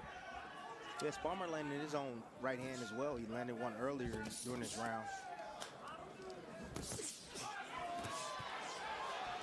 Got a piece of it with that left uppercut. Yeah, obviously you see that Xander doesn't respect the power of Spalmer. That's the reason why he's standing there and he's looking to take more risk inside that pocket. Spalmer must not hit that hard. See the full day of college basketball action tomorrow on ESPN. The top 2 teams in the country, Auburn and Alabama. The Iron Bowl on hardwood starting at 4 p.m. Eastern tomorrow. Definitely, it's a technical prowess and the skills of Xander, which is the difference. And Xander just seems like he's just much bigger, a lot bigger than Spalmer. Well, he always has that muscularity and that width across the shoulders and through the back. It'll be interesting to see where he ends up in his career as he advances himself and gets his full man strength to him. It's 154 pounds. Break! No punches. Clean break. Clean break. Probably 168. Probing with that jab to the midsection. Yeah, he's looking for a shot over the top. Oh. You see the roll under? Yep. Take care of that defense. And doubled up the left hand there as well. Now he's finding a rhythm offensively. And he's punching in between shots, Tess, which is hard to do. There's That's a next willingness. level. Targeting the body, level changes, and he's having a really good finish to this 4th round down the stretch. Really punishing Spalmer right now. He really is. I don't know how much more Spalmer's going to be able to take these shots like this if he continues. referee, I'm sure, is going to look to stop this match. Remember how much this means to Xander Zayas. He says at this stage of his career, closing in on big goals. He got Look at that. You never know what's going to happen. Just when Xander was having his best work. Had the confidence, just, let the hands go. Nothing's coming back. I mean, he threw 99 punches in the 4th round. He landed 41. 29 of them were power shots. He threw 65 power punches. Meanwhile, Spomer was extremely limited in that 4th round. He only had 4 total connects. Yeah, that's fine. He was limited, Tess. Yeah, he was taking. He lined up Zayas right where he wanted him. That's the thing, the toughness of Spomer and that right hand.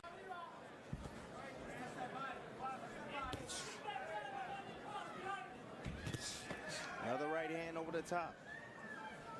Why is that right hand landing for Spomer? Well, look at the lead hand. The lead hand is down, first of all. And then anytime that Zayas really look for a shot, he's heavy on his front foot because he likes to load up with that left hook. That's his favorite punch. So he's there to be hit. And another low blow right That's there. another low blow. Great job by Charlie Fitch in real time to look up to the big screen here at Madison Square Garden where we're showing our program feed and say, hey, can you show it again? And then to turn to the commission who gave him the answer he wanted to as well. You always got to appreciate when you have someone that wants to do it right. And then Roy Jones in the corner telling Slava, hey, take your time this time.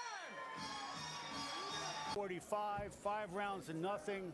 Xander Zayas. Spomer is a good game fighter, just not as good or as big as Xander, who can do so much with that left hand. Yeah, just to follow up the conversation about the low blows, by the way, Roy Jones Jr. did say to his charge, if he goes low again, you go right back out. Eye for an eye. Eye for an eye. You don't know how much change. This guy had 400 amateur fights. One of the most skilled fighters, of the generation. But there's a reason why you gain experience as a pro, right? Again, pulling the head down. Yes. He doesn't realize he's causing it. And Charlie Fitch, the referee, told him that a round ago. And I like how dominant that Charlie Fitch is being with his calls, because he's saying, stop playing. Stop playing with me. No, it didn't happen. And you see the fight is continuing. Now, if Charlie would have stepped in and said, oh, let me give you a break, then he would have milked it. Nope. Those are good. Those are good. Spomer wasn't as hurt as he was showing. Combination from Xander.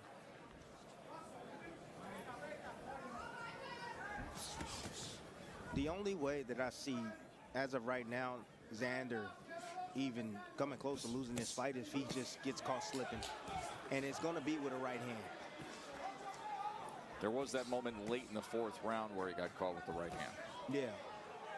And and Xander, he hears the noise. There's no doubt about it. That's the reason why he was trying to finish the match earlier. Zayas in complete control. A technician. This young man always delivers, and he delivers in different fashions each time out. Cleveland, Ohio. He's got nothing but time ahead of him, but yet you see his athleticism, you see his skill. You're like, I think you could put him in with like legit contenders right now, but obviously it doesn't need to be rushed. Yeah, Javier Centeno says, I'm happy with Xander boxing his way to victory, but if we hurt him, we are going to go for the finish. Roy Jones Jr. on the other side says, look, I told my guy Slava, 60% is sharp. Don't load up on those punches because he's going to counter you. Has a ton of experience, but when I watch him, every time I watch him, he doesn't get me off my feet. Like he's skillful, but I've seen. Javier Centeno, the trainer for Xander Zayas, told him, let's push tempo a little bit, but at range, but let's push the tempo a little bit here as we've arrived at round 8. In my last statement, I say that with all due respect. I like Xander. I like his skills, and I can say that I wasn't a sensational type of fighter. Like, it wasn't one thing that I did extremely well, and I didn't have a whole lot of punching power. And at 160 pounds, you gotta have some thump. You do. Or 154 pounds. You got to have some thump. Those guys can hit. Now, I believe Xander can compete. There's no doubt about it. He can compete against anybody in the weight class. There's no doubt about it. And I believe he's going to be a world champion. However, again, even with this performance, it's nothing that's really glaring at me and saying, wow, wow, wow. When you self-assess, you feel like you had nothing that made people say, wow? I mean, it was my determination. That was what it was. That was A+++. Yes. But I had speed like this. Yes. Put combinations together. You know, I wasn't a born fighter. I came forward just like Xander. I sit next to you and I stare at a Hall of Fame ring and a diamond Rolex after 3 fights with Manny Pacquiao. And you're telling me that, okay. Look, I'm not saying, but again, like, sensational is like what we saw with Abdullah Mason. I understand. Well, you're saying, wow. Who would do anything to have your career resume, by the way? Yeah, I'm sure he will.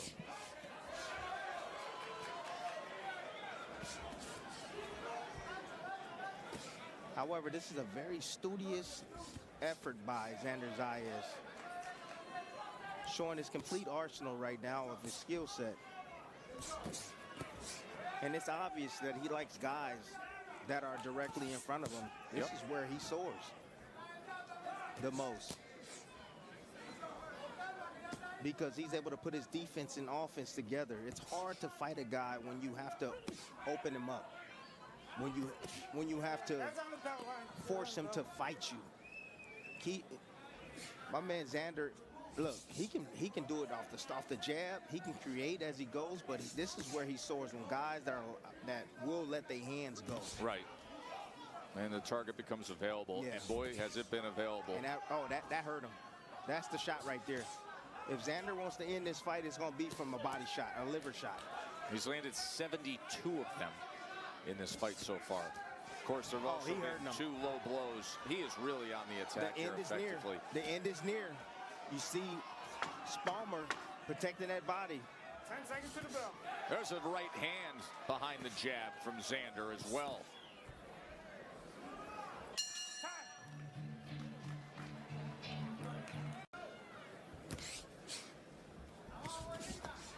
And again, with that offense, it's going to be tough to beat him. It really is. You're going to have to knock out Xander Zayas in order to beat him.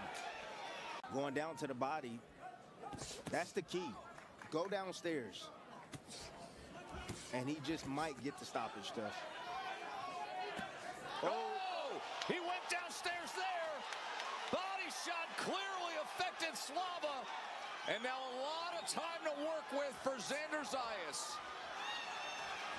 Swept across that body with the left hand, and now Zayas is looking to close the show. Another body shot comes in. That is it. TKO victory, Xander Zayas. This is the end of the fight right here. He's just pouring it on.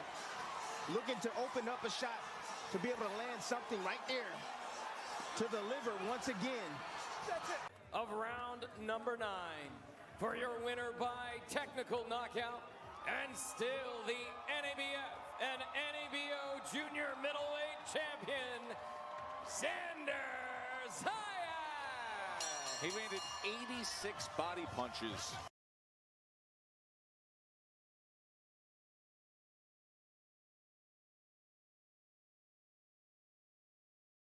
We gotta get the X-Men back to the 90s.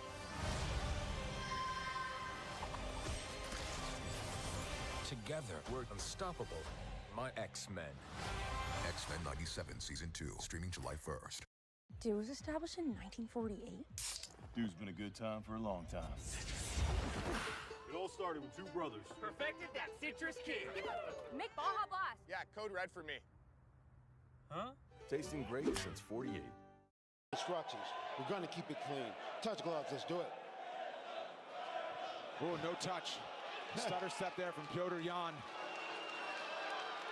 And I love when the nicknames tell the story.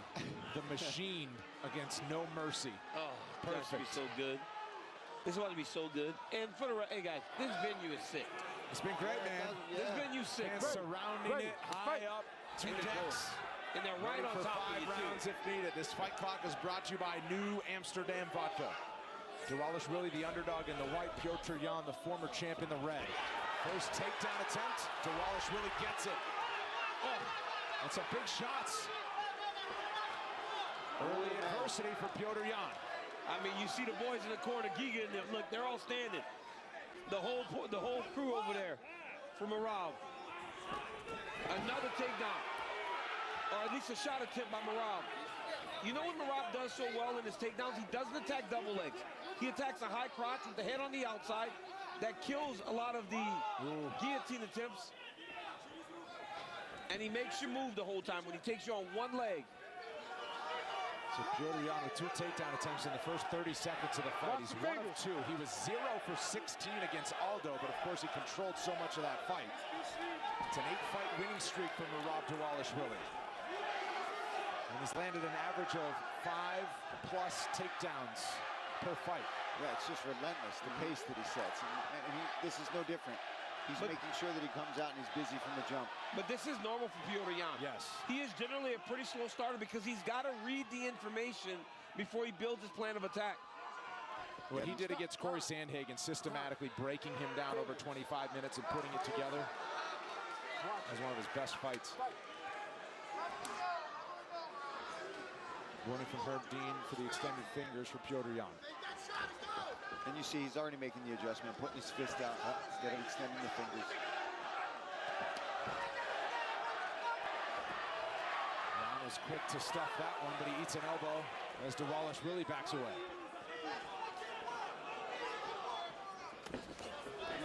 Good calf kick there from Jan.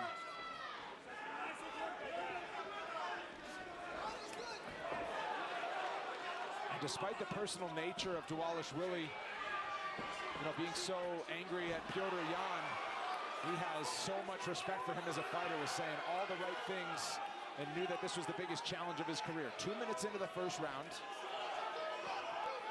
This pace has been frantic. It's going to stay that way, too.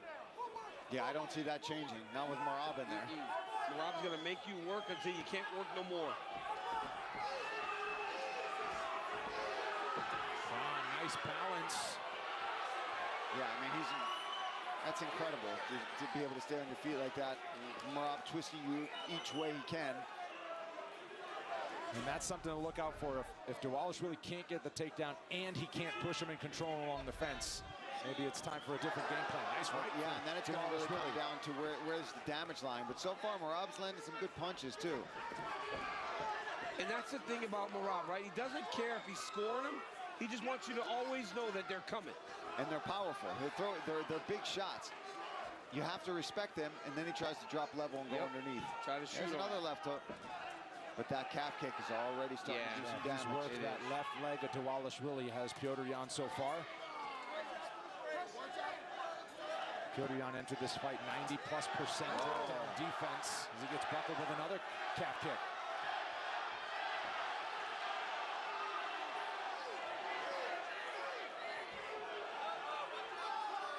His knee is down. His fingers were down. His hand was down. Downed opponent, nonetheless. That's what he meant. Yes. Oh, huge elbow on the break for Jan.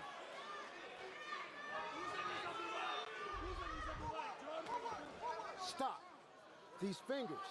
Watch these fingers. Keep them closed. Go. Dean Thomas, what do you have? Merab is doing a great job of putting the pressure on early. See, Jan can fight longer because he normally fights at his own pace and he starts slow. But Merab is forcing him to fight fast early, and that's going to pay dividends later.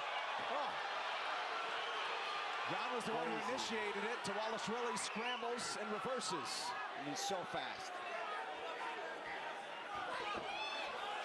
Man, what a this is first round already almost done. Crazy pace, bro. This pace is almost impossible to keep. Jan gets the hand down to try to avoid the knee. Now throws to the body. And then even Merab just hanging on his neck there. Swearing. Zapping him, yeah, trying to zap him. Final seconds of round 1. That's a Merab round. Yeah, it's been good for Merab Dvalishvili. Squeezing his way to the horn. 1 minute break, round 2 coming.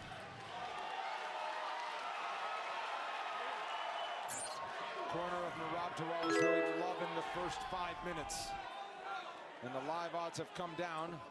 Piotr Jan minus 155 now. Over the fight near minus 250. There's been other opponents who have enjoyed a good first round. Yes. Yeah. Can he keep it up? They just like how confused he seems to have Piotr. Big right from Dvalishvili. It's just overwhelming the way he fights. Yeah, it is. It's overwhelming.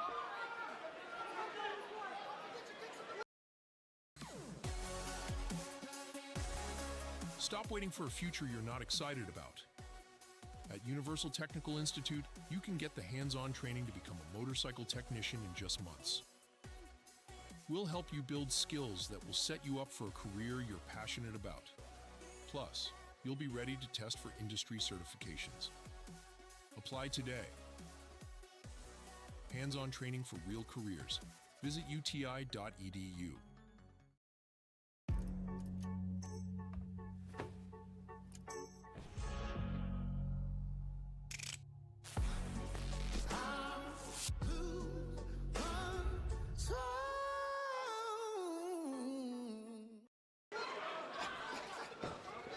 The champ, Aljamain Sterling's in the corner of Merab Dvalishvili, and of course they game plan for 10 rounds now just about for Piotr Jan, and Dvalishvili was the main training partner, but he said he knew he had to fight his fight a much different style than what Aljo did to get those wins. Yeah, I mean, Aljo's all about getting that kicking from the outside, back control, and then getting that back, controlling you, smothering you, wearing you, whereas Merab smothers you with the pace that he sets. And that's where the issue becomes for Piotr Jan, right? Ooh. He can't fight in the way that he normally fights because in between those combos, Merab's changing levels. He's starting to put a little more venom on these strikes, is Piotr Jan. And he has to. But Merab's, I mean, he's landing some really nice leg kicks himself. He is. Oh, that one hurt. That one hurt bad. That would hurt Jan bad.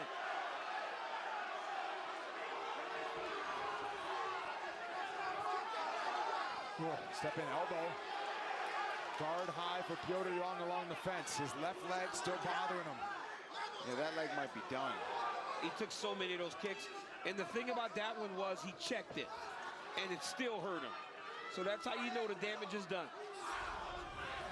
Because the problem is, even when you check a calf kick, the shin bone, there's muscle right along the side of on both sides, and no matter what you do, it's gonna hurt. It's a nice counter left hand from Jan, though. Takedown for Dvalishvili. He's blitzing him.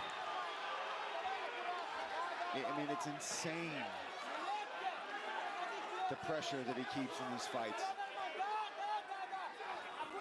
And his striking looking good, and like his corner was talking about, the feints that he's using as well, confusing his opponent, confusing somebody like Piotr Jan, whose fight IQ and ability to process things and make the changes on the fly is second to none. It's not happening. No. Halfway through round 2. You just cannot fight your fight when you fight Merab. Jan has got to do something big. He's got to do something to slow this guy down and get Merab off of him. Merab has not stopped going forward the entire time. Coming up next, don't miss a recap of all the action from tonight. UFC Fight Night Post Show on ESPN+. Paul and I will stay here octagon side. Dean Thomas steps in and we'll recap the action. Heidi Andral interviews the big winners. It's on E+. Big moment for Piotr Jan here in the final 2 minutes of round 2. Yeah, this is something he needs. Can he keep him here, settle in for a second, or is Merab just going to do what he does and work his way right back up? Jan, one career win by submission. He does most of his work by knockout.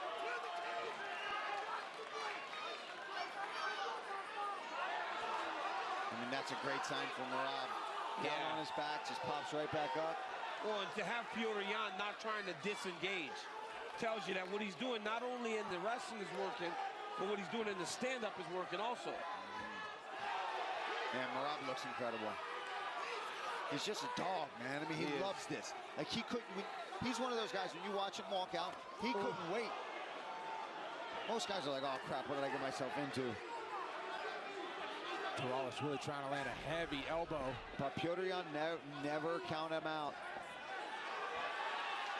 Takedown number 4 from Merab Dvalishvili. Man. And Jan's final starting minute to of breathe round 2. heavy. Jan's starting to breathe heavy. I mean, how He's could you defended not how many be? takedowns, Fitzy? 4 now, 4 of 14. Yeah, but he's defended 14 takedowns in less than 10 minutes.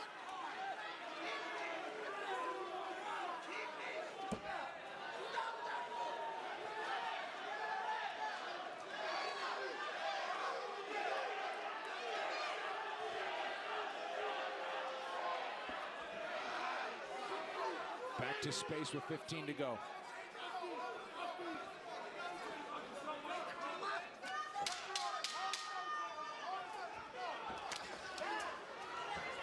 Oh. Chance to throw. Instead, Yan ends up on top, and that'll do it for round 2. No more commercial breaks until this one's done. Right. Because for as good as Merab has looked to this point, you lose 3 rounds in a row. Need to still finish. lose the fight, yeah. Yan still favoring that left leg. Not moving on it well. Oh, and he throws it. He can't fight conventional. And one of the things that makes Petr Yan so special is that he can switch between stances effortlessly.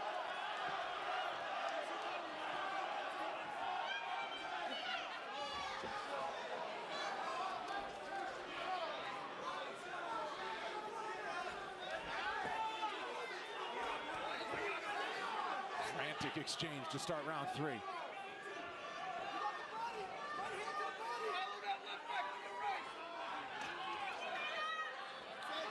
Oh. Yan a big elbow to swing his way back to the center. These shots are getting wider from Petr Yan. A little bit of anger behind him now. Yeah, frustration. He just cannot fight conventional. The moment he switched, Merab tried to go back to the calf kick. Beautiful game plan by Merab Dvalishvili. And just executing it perfectly.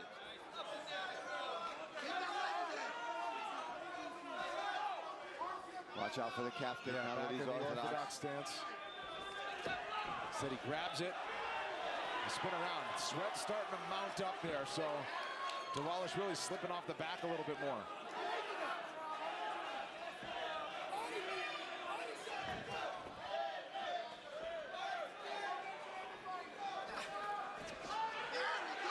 It's just constant attack. Non-stop. If you're a striker and you're fighting this guy, it must be the most frustrating thing in the world. No opportunity or ability to compete in the realm that you want to. He just drags you to that dark place, trying to drown you, man. It's so crazy. I mean, you see it similar with Islam a little bit, but Islam at least will stand more, right? Even though his wrestling and his grappling is relentless and dominant, he at least gives you a little bit of, maybe I can strike. Merab doesn't even give you that. He wants you working the entire time. I love it. Yeah, because he's mixing in other things. It's not like he's only wrestling. I mean, he's throwing, he's damaged the daylights out of that left leg of Petr Yan. And there it is again. Oh, we're straight for 2 seconds. Shot. Yan defends once again. Dvalishvili shoots once again. Yeah, I mean, he might be the real nightmare of this division right now. Well, Petr Yan's good. Petr Yan's a good wrestler, too. But he's just under an assault of takedown attempts. And he's doing a good job of defending the vast majority of these. I mean, Dvalishvili's 4 of 22 unofficially right 22 takedown attempts. Yeah, but he doesn't care if it's got to be 5 of 150. We're halfway through the fight. He's got 22 takedown attempts.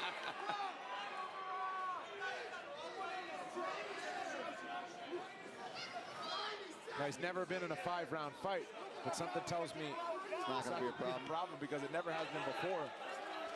There's stories of when he fought in Albuquerque, New Mexico a few years ago. His team didn't tell him that it was elevation because he would have trained harder, and they're like, you need to chill out sometimes. 7,000 feet elevation was no problem for him then, and he landed double-digit takedowns on Casey Kenny. And that's brutal. 7,000 feet is brutal.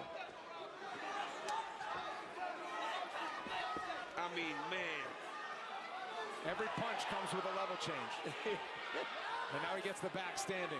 Final minute of round 3. Yeah, this is beyond frustrating if you're Petr Yan right now. You just want to start mounting your own offense.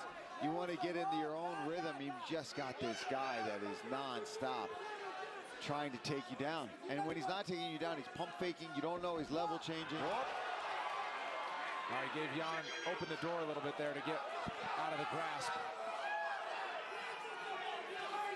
Back to orthodox for Yan.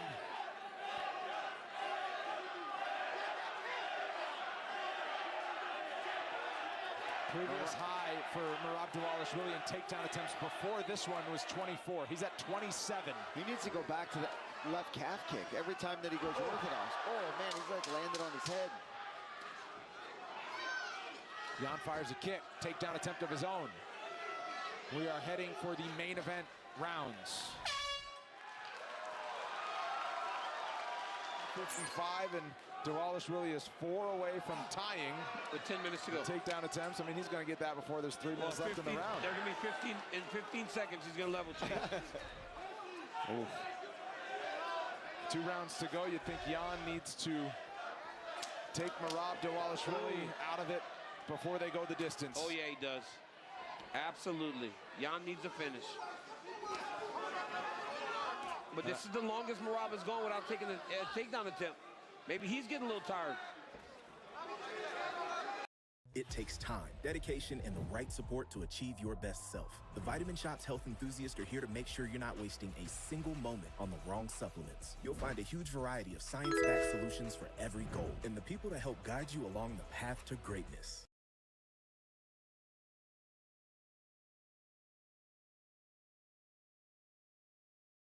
Double down on Checkers and Rally's $3 doubles. Double down.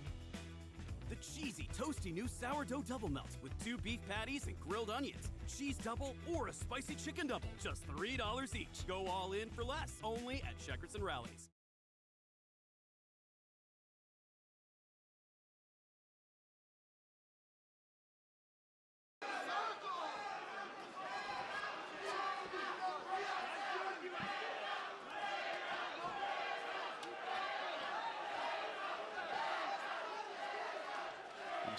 I still don't know why the calf kick is not being brought back in from Merab, but especially after Yan was so hurt from it. Yeah. There it is. Yeah, that's one.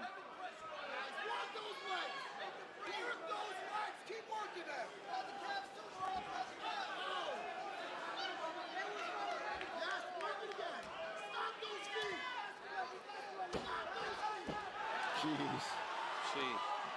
Yan tried to switch. That's one situation that I don't know if fighters should attempt as much. I don't know if you should switch. It doesn't work very often in MMA. Guys are too good at just following the back.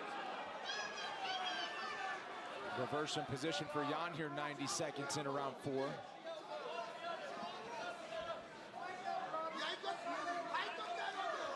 He's got to try to hurt Merab badly. Dvalishvili has never been finished other than when he lost by technical submission against Ricky Simone in Atlantic City. That was Remember crazy. when the clock expired, so he made it, but they said he was out. All sorts of controversy surrounding I remember that one. When he was passed out? Yeah. Right at the end for a split second. He was just taking a nap. Yeah. I mean, working hard.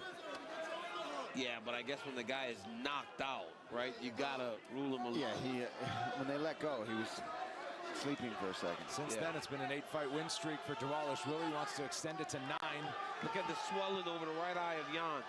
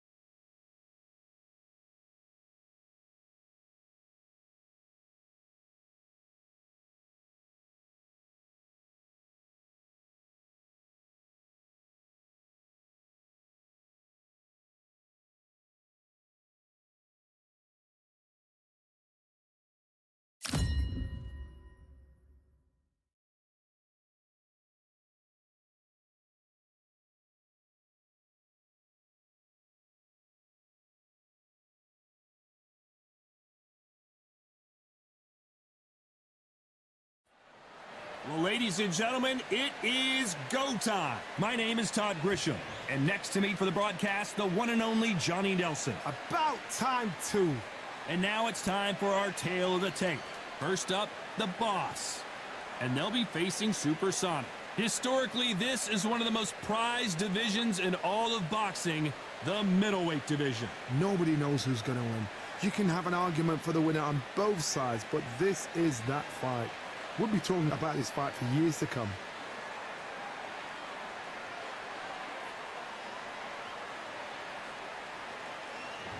Up first is the Boss from the United States of America.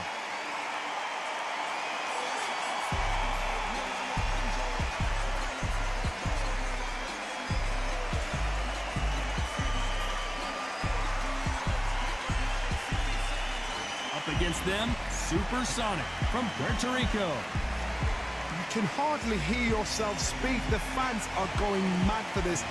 And with that, we turn it over to the world-renowned ring announcer, Jimmy Lennon Jr.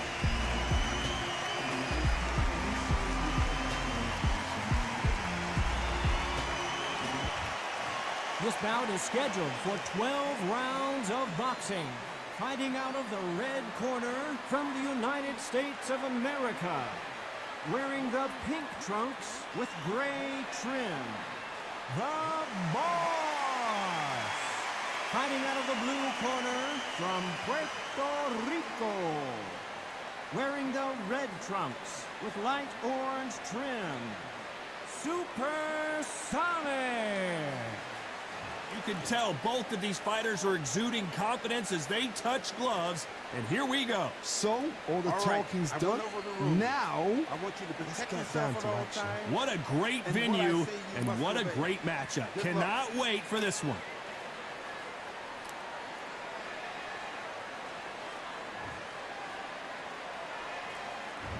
And we're off and running between these two really accomplished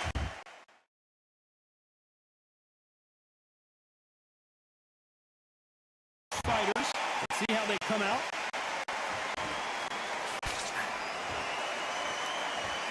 Someone's will cave, but which fighter will it be?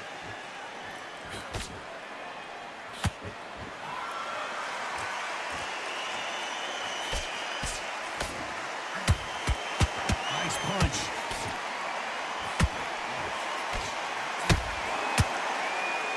The crowd here cannot wait. They've been buzzing all day long, and finally, we're about to get it on. Did you see the nerves on that fighter stepping into the ring, Tom? It can tell you so much about a fighter. And the look in the opposite corner. You've got one fighter that is in heaven. This is where they want to be.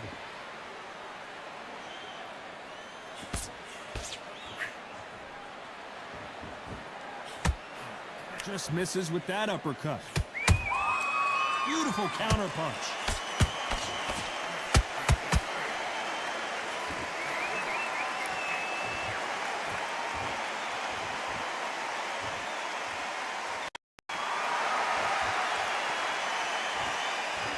You'd like to see more jabs.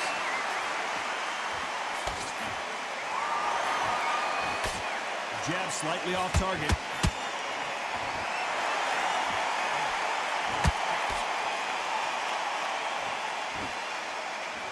Look at the hand speed and footwork between these two elite-level middleweights.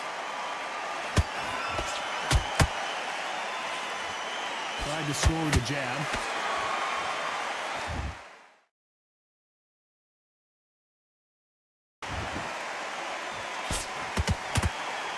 Very close round with 10 seconds to go.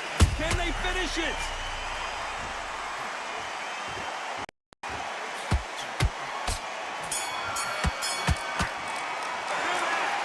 About a one-sided 3 minutes. We just saw it. You can't leave it up to the judges. It's up to you as the fighter. And the cornerman's got to put a firecracker on that fight to get out there and get the job done.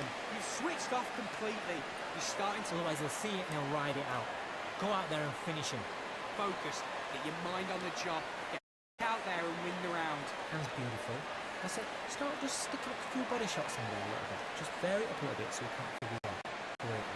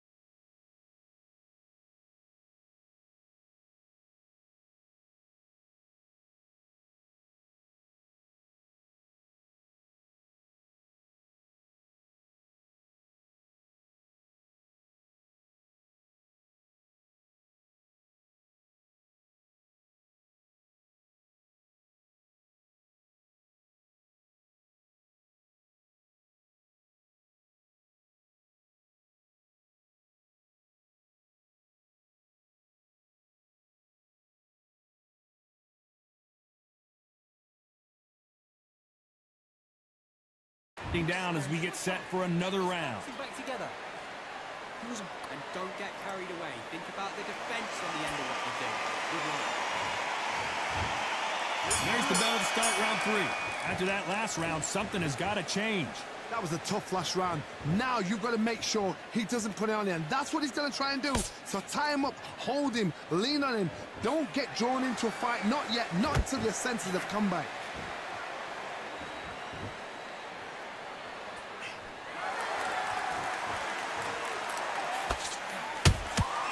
Nice counter shot. When are we going to see a jab from these two? You've got two evenly matched fighters in this weight class. It sometimes comes down to who's in better condition.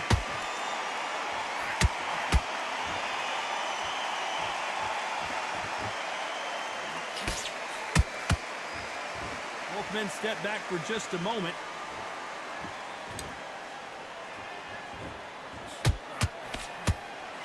Left hook just missed.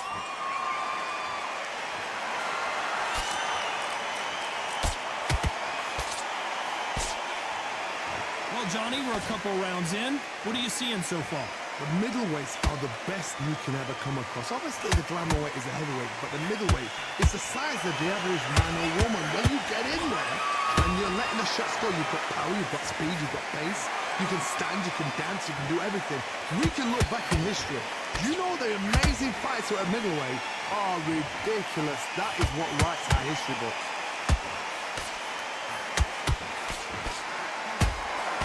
That jab won't score.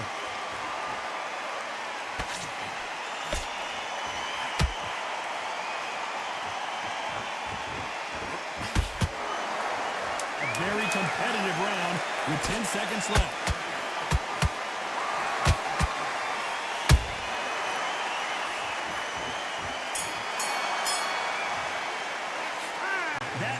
Could not have come soon enough for this guy. Every second, every minute of this fight is important. Every second, every minute of this round is important. You cannot afford to lose it. Good work. Don't be... And then we go again. Right, let's go out there. Get you... He's ready to go. He's absolutely shattered. He's... Win the round on your jab and breathe while he's stepping around. He was coasting this fight and now he's letting back into it. Now, it's a tougher fight. And he's going to be confident now. 1-2 straights down the middle. Can't miss him. Great work. Stay focused. Jab and then start gathering your pace and win this round back. Get him on the end of the jab. You're getting your time in already. That right hand.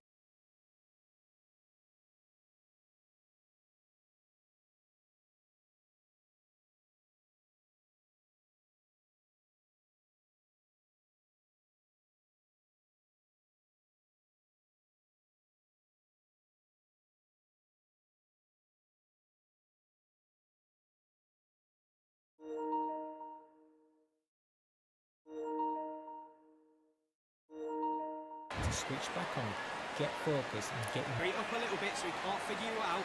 Great work. Unfortunately, this fighter not going to get more time to heal up and get a breather. Right back into the action. You were thinking, you were smart, you were loading up, you were still...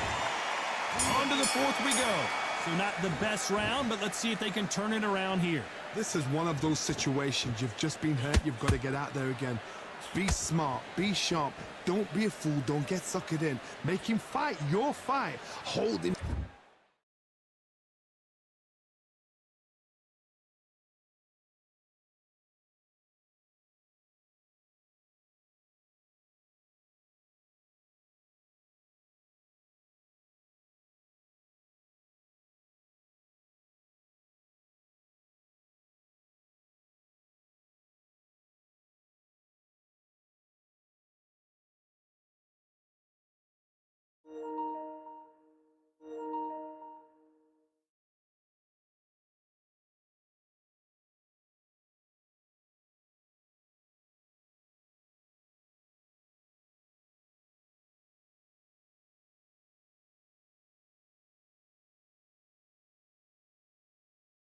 Tie him up just until your head clears again and your legs come back again. Because if you don't, he's going to pop you off.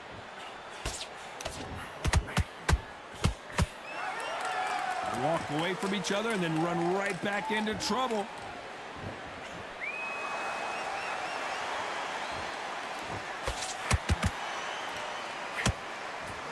Johnny, as you know, there's a fine line between being aggressive and being too aggressive. Todd, look back in history. Sugar Ray Leonard against Roberto Duran. The first fight, Sugar Ray Leonard tried to fight, stand there toe-to-toe with him.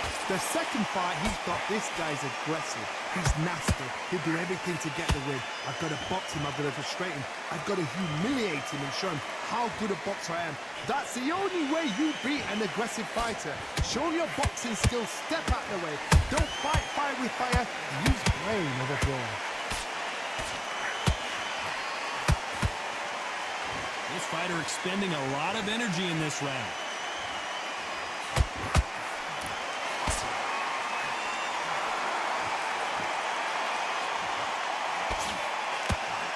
That hook was thrown with some bad intentions. The right hook misses.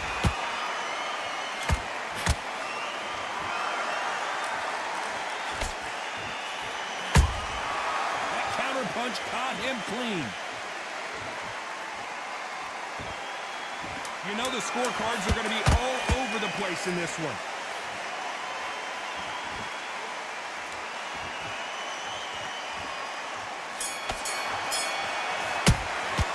And a round that seemed like an eternity for them finally comes to a close.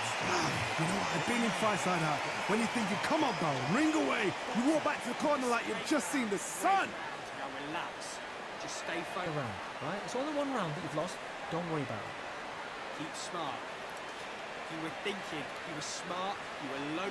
You had everything in the bag. Now you've let him back into it. Get out there and switch on. Get this boxing back together. I need you to focus on what you're doing. Don't just the same again. Don't change too much yet. Keep doing what you're doing. Go back out there and win the round. Get back behind your jab. You're getting your time in already. And there's the bell for round 5. Off their stools and ready to go. Let's hope this round is more competitive. They've had 1 minute to recover. Now they've got to bluff it. They've got to bluff it. They've got to come out now and style it out. Get on the back foot, jab. Rest on the jab. Be smart and pop until your legs come back. Then put the pressure on. When you've got someone with the hand speed that this fighter possesses, how do you deal with it? I've never seen a fighter so fast in my life. How do you deal with this? You've got to hope they run out of steam.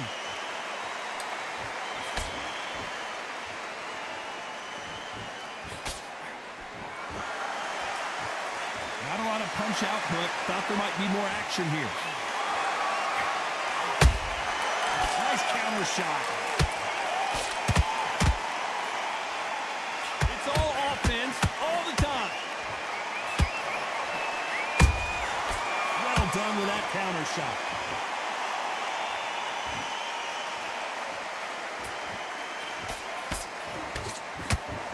There's been a significant aggression difference in this fight, Johnny. What are you seeing? How do you deal with an aggressive fighter? What you do is you fight fire with fight. You either give it them back because that's where they're comfortable, or you play calm, play cool. Whoa, and you saw the balance go. The knees, the foundation, rocked.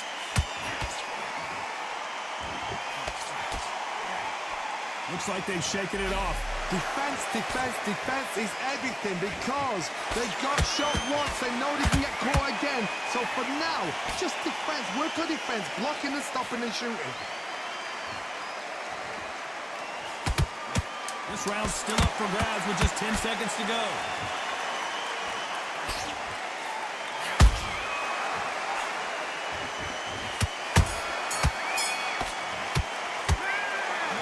As boxing judging can be sometimes, there's no doubt who won that round. I seriously hope the judges kept their eye on this fight because if they haven't, there's going to be absolute uproar. Switch off. What are you doing? Right, let's go. See it and he'll ride it out. Go out there and finish him. When you go out there, just take the round off. Win the round on your jab. Power shots. Good work. Don't forget the jab and don't get carried away. Think about the defense and remember what you do. Good work. Just stay focused.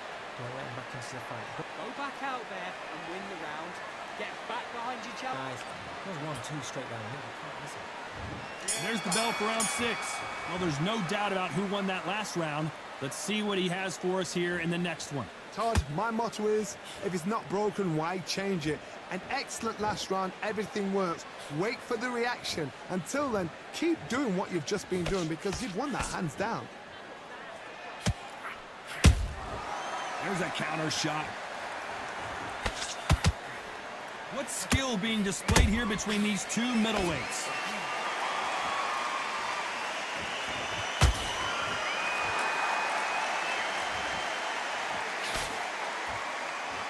Good defense blocking that right uppercut.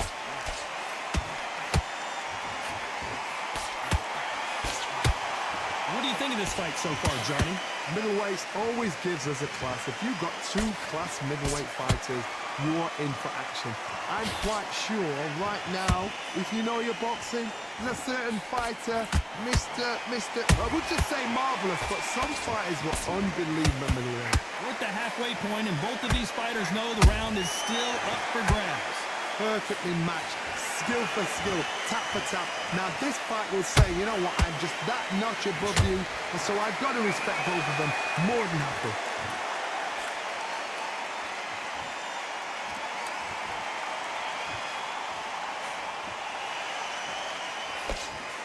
Didn't land that jab.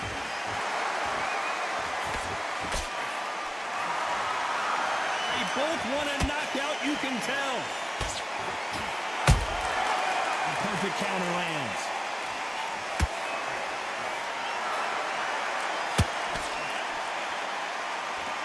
This round could go either way. 10 seconds to go.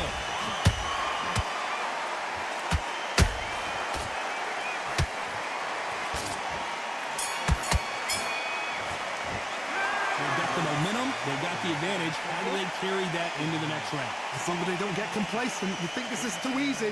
If they keep this same kind of pace up, they've got this fight. Come on, do you want to win this fight? I need you to focus on what you're doing. Good work, he's thinking. Into this, you're better than this kid. Go back out there and win the round. Get jab, and don't get carried away. And there's the bell for round 7. Coming off that fantastic last round, let's see if he can keep his momentum going. Todd, my motto is, if it's not broken, why change it? An excellent last round, everything works. Wait for the reaction. Until then, keep doing what you've just been doing because you've won that hands down.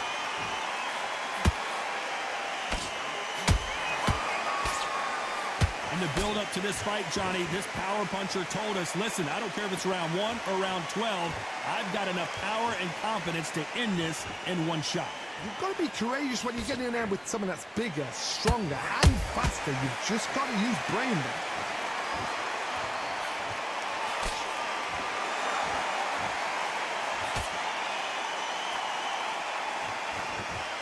Not a lot of punch output. Thought there would be some more action here. And that hook misses. Good counter punching.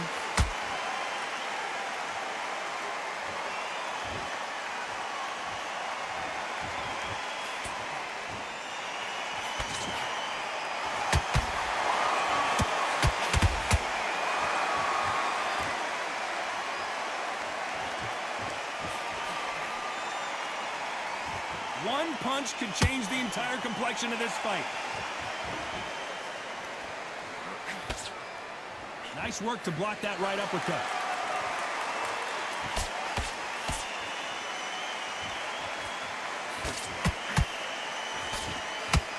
Only catching air with that hook.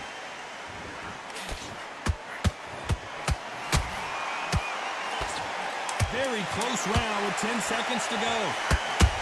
What a massive upset this would be.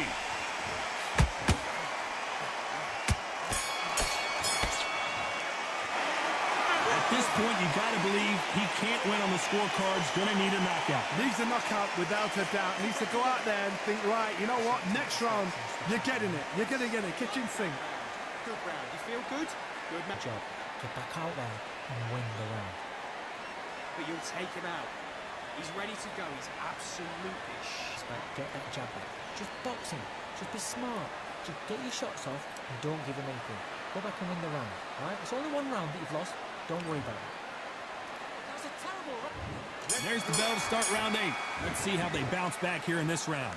Now he knows he's been hurt. He's going to come out and put the pressure on. He's going to throw the kitchen sink at you. You've got to be ready for that. Don't fight fire with fire. Hold him off. Be smart because he's going to try and put you under pressure. He knows your legs have gone. He knows your head's not cleared. Be sharp.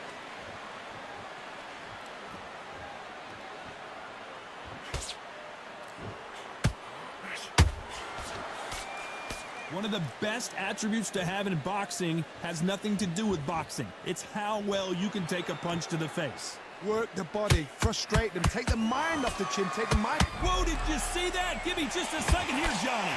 What a nightmare scenario. Didn't wait long to get back in and get engaged. Now they've got to wake up, they've got to get on the back foot, clear the head a little bit, then jump back into it again. It's all about the hustle. Get back on it.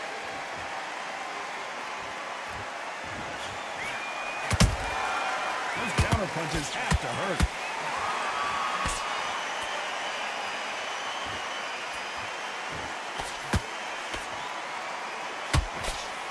Just missed with that hook. Why weren't they covering up?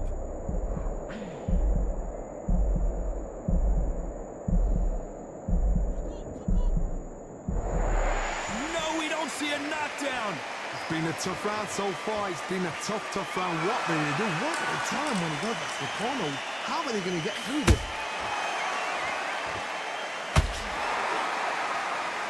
Nice defense with that jab.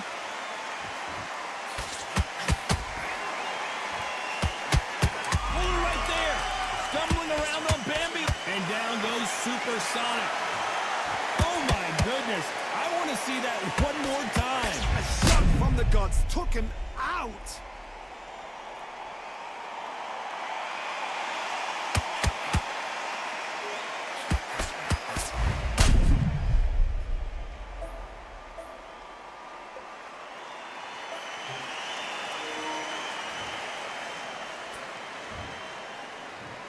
One, two, three, four.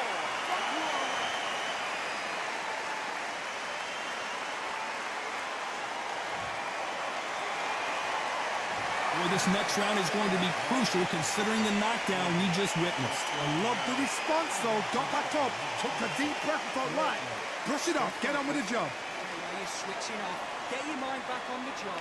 That's it. Let's see how much fatigue we see here in round 9. Got to get the momentum shift coming their way. What can they do here? Todd, listen to me. If I knock somebody down like that round, you know this round coming out?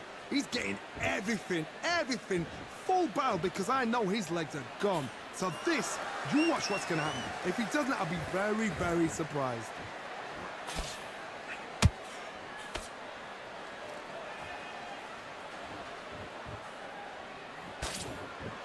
The work rate is down. The head isn't moving as well, Johnny. Fatigue is starting to set in.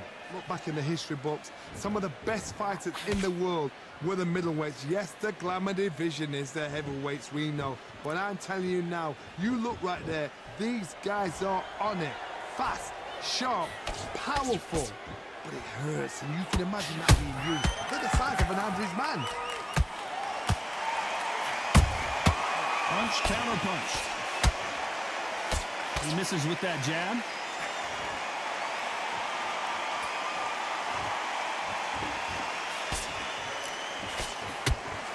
Straight right just misses.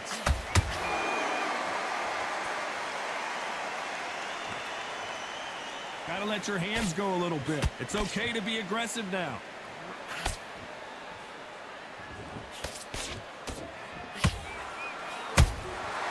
Every time he throws a punch, a receipt is coming right back. It's like a game of joust. They both got their swords. They're slinging it. Both men step back for just a moment. This round's still up for grabs with just 10 seconds to go.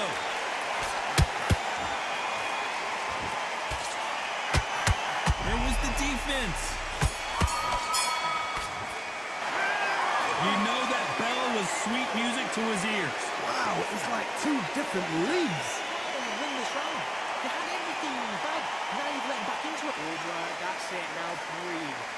Breathe, just get... Listen, be smart when you go out there. Just take the round off. Keep doing what you're doing, the gaps will appear. You were thinking... Coasted this fight, and now you're letting back into it. Now, it's a tough fight. It's round 10. Coming off a very tough round. Let's see what they do here. They've had 1 minute to recover. Now they've got to bluff it. They've got to bluff it. They've got to come out now and style it out. Get on the back foot, jab, rest on the jab. Be smart and pop until your legs come back. Then put the pressure on.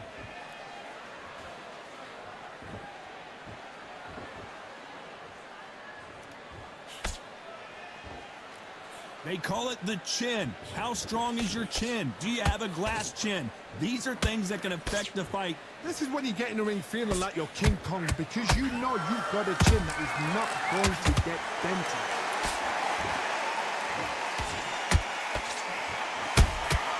Has to be careful for that receipt. It's always coming. They threw the hook. It didn't land.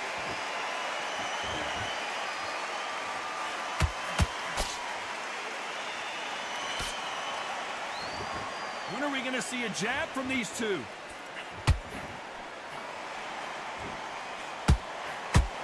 Not a lot of punch output. Thought there might be more action here.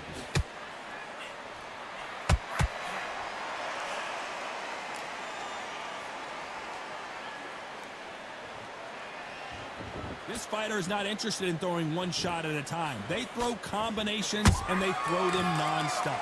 This can be so frustrating when you're in such a fast fighter that can throw 3-4 shot combinations before you've even let one off. That creates frustration, and that's when it gets hard. Miss with that jab.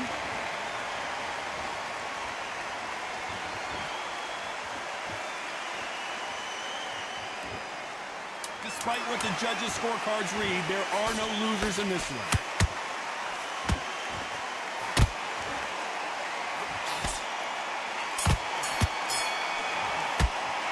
The game plan does not seem to be working here. What's he have to do differently? Needs a knockout without a doubt. Needs to go out there and think, right, you know what, next round, you're getting it. You're going to get it. Kitchen. I love that. I love that. That jab is... Let's start 11. So the fight will continue. How do they turn things around? This is one of those situations. You've just been hurt. You've got to get out there again. Be smart. Be sharp. Don't be a fool. Don't get suckered in. Make him fight your fight. Hold him, tie him up just until your head clears again and your legs come back again. Because if you don't, he's going to pop you off. Catch and shoot.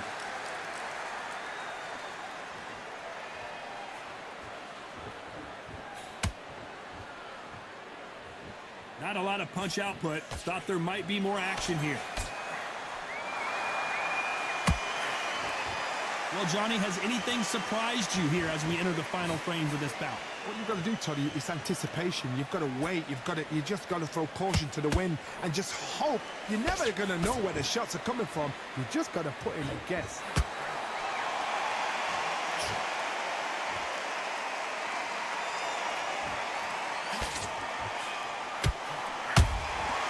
Has to be careful for that receipt. It's always coming. You can tell who's stronger and who's faster. Big hook. Good thing it didn't land.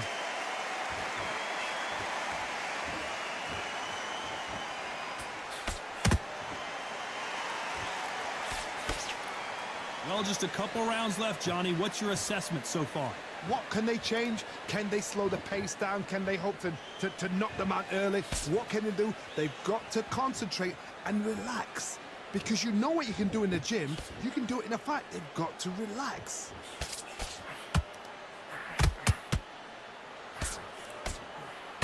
A very competitive round with 10 seconds left.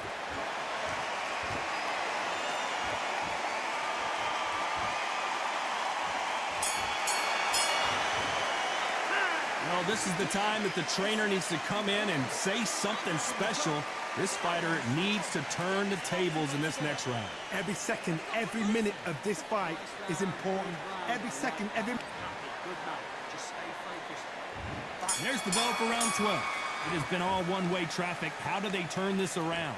That was a tough last round. Now you've got to make sure he doesn't put it on you, and that's what he's going to try and do. So tie him up, hold him, lean on him. Don't get drawn into a fight. Not yet. Not until your senses have come back.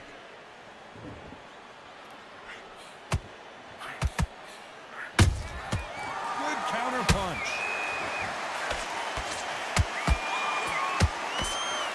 Trying to land that jab.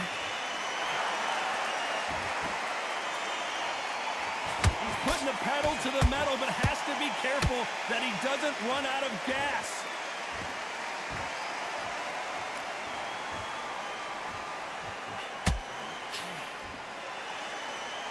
You'd like to see more jabs. Endurance is becoming a factor. You can see this fighter having a hard time getting out of the way of the punches, and they're not throwing as many on their own. Midway through the fight, if you are tired, this can be the loneliest place in the world. If you cheated, now we're going to find out.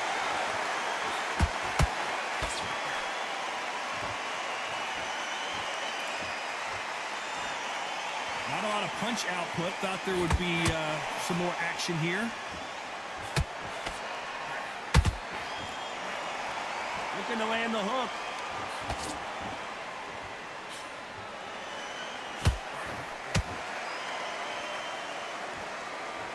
And so far, the offense has been better than the defense.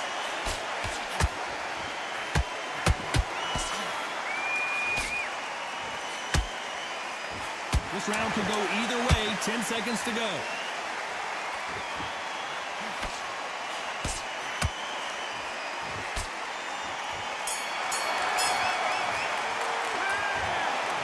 Some might have thought it was a little bit closer, but in the end, the referees are in a unanimous agreement. What a whitewash. You know, that's skills, that's class, that's levels.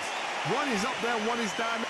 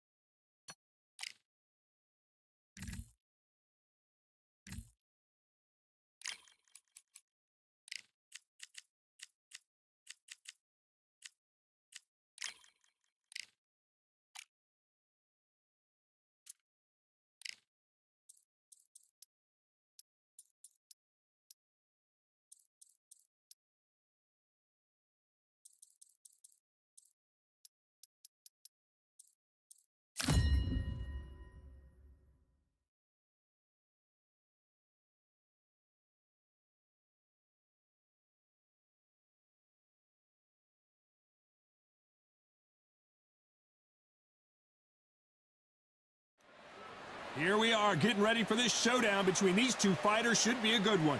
I'm Todd Grisham. Next to me, of course, is Johnny Nelson. Looking forward to this one, Todd. It's time for our tale of the tape. First up, the Boss. And they'll be facing Supersonic.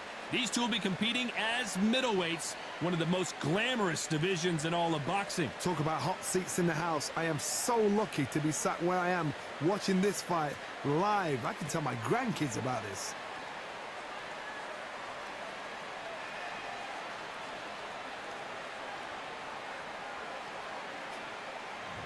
Up first is the Boss from the United States of America.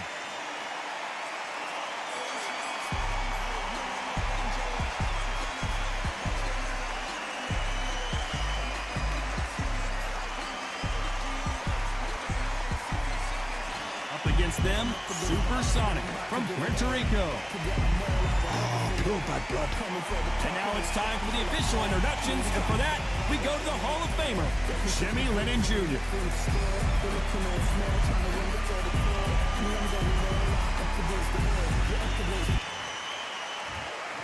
This bout is scheduled for 12 rounds of boxing. In the red corner, from the United States of America, wearing the pink trunks with gray trim, the Boss! Fighting out of the blue corner, from Puerto Rico, wearing the red trunks with light orange trim, Supersonic! Expectations are sky high for this fight.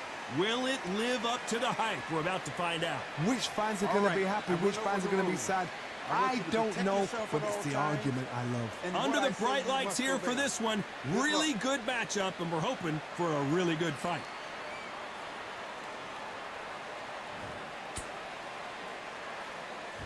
We have high hopes and aspirations for this fight.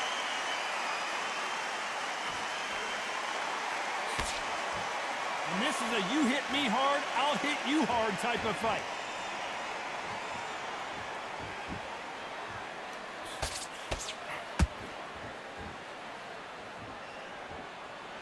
You'd like to see someone use a jab here to establish a boxing presence, but no, they just want to fight.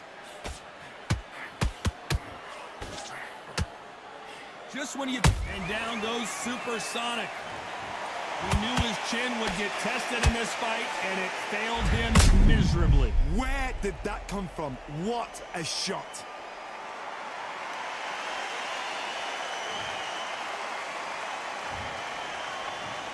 One, two, three, four. Come to me.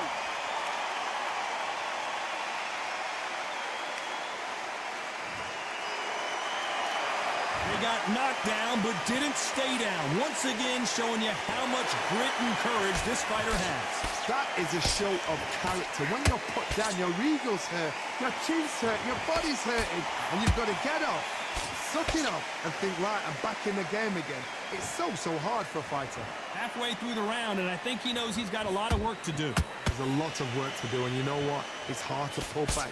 Don't get into the habit of losing. Don't get into the habit of being second place. You've got to change the habit. You've got to change something, because otherwise, why should it change?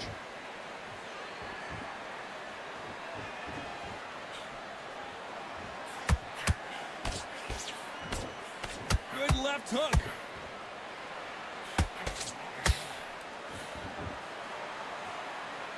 Walk away from each other and then run right back into trouble.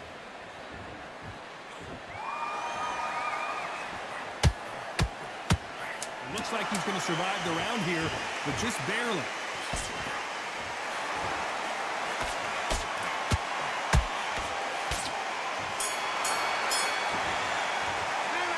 He's been knocked down, but at least not knocked out yet. You're being put down, you've got to think right, survive, and then give it back the next round. Right. Stay. Okay. You let him back into the fight that round. That's his round. Just stay focused. Don't let him back into the fight. Don't give him no... Get your mind back. Get your focus back. Get that jab back. Just the right hand's beautiful. That's it. Just start sticking a few body shots in there. Vary it up a little bit so he can't figure you out. Great. On to the second round. He couldn't finish him off in the last round. Let's see what this has in store for us. What a knockdown. 1 minute. You need 1 hour to get over a shot like that. Now it's down to conditioning. Now it's down to mental strength and preparation. It's how you are going to deal with this.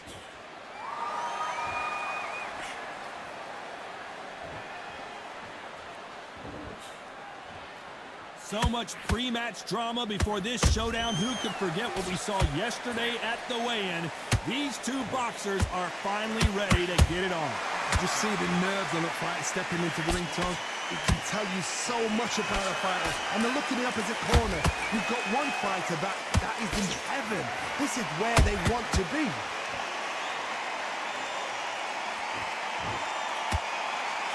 Hook misses.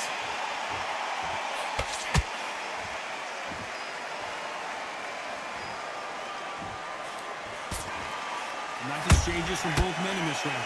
Perfectly matched, skill for skill, tap for tap. Now this fight will say, you know what, I'm just that notch above you, and so I've got to respect both of them more than happy. Big hooks upstairs.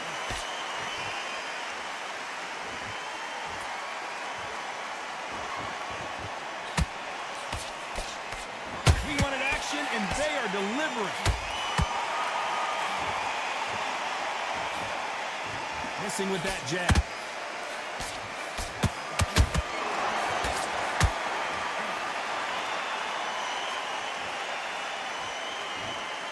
It's all offense all the time. A very competitive round with 10 seconds left.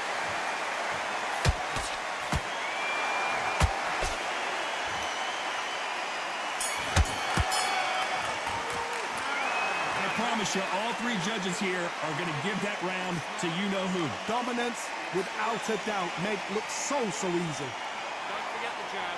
Listen, you've switched off. What are you doing? You've been found what to do. Good work. Now, don't want you to load up. Fighting, he's going to be confident. You got to take that confidence away. Go out. He's ready to go. He's absolutely shattered. He's hurt. He's ready to go. But you've got to be smart. Otherwise, he'll see it and he'll ride it out. Go out there and finish it. There's the bell for round 3. That round was complete domination. Let's see if we can shake things up here in this round. Todd, my motto is, if it's not broken, why change it? An excellent last round, everything works. Wait for the reaction. Until then, keep doing what you've just been doing because you've won that hands down.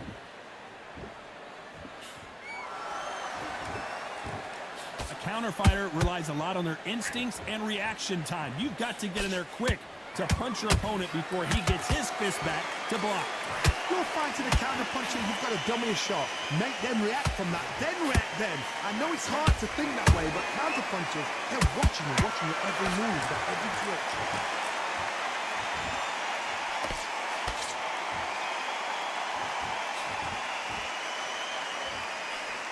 Big swing and a miss with the hook.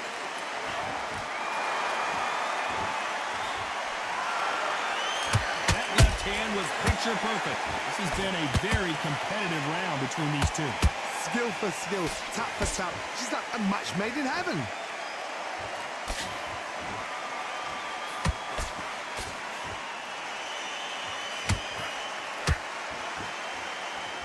Who's willing to go where the other fighter won't?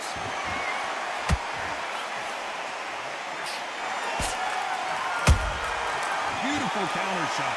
This counter puncher is going to wait for you to move first and then will strike like a snake. Keep an eye on this guy. Reaction is second to none. It's the blink of an eye and they're waiting for any little twitch you do. So you've got to fight a counter puncher smart.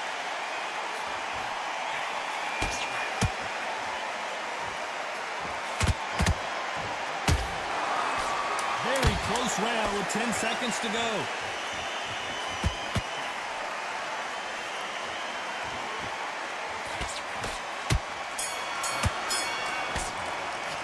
Pretty dominant round there. Let's see how they respond here in the next round. As long as they don't get complacent, you think this is too easy. If they keep this same kind of pace up, they've got this fight. Better than that. Don't worry about that round. Don't worry about it. But you take him out. He's ready to go. He's absolutely shattered. That round. It was a bad round. But we don't care. We don't care. Go out there. Go out there and finish it. The jab's working nice.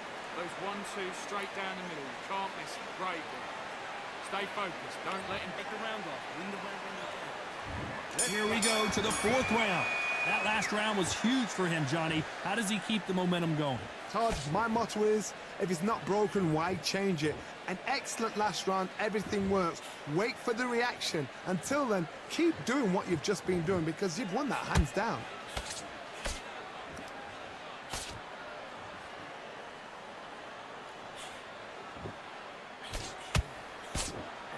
And that left hook doesn't find its target.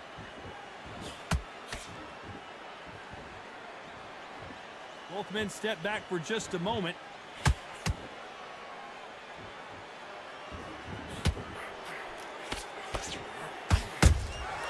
Every time they drop their guard, they get caught.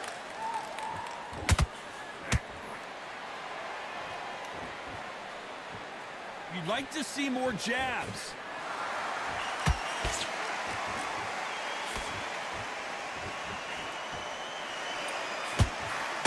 This has been a very competitive round as we reach the midway point. They're so close, so close. How can you separate them? It's going to be a hard night tonight for the judges.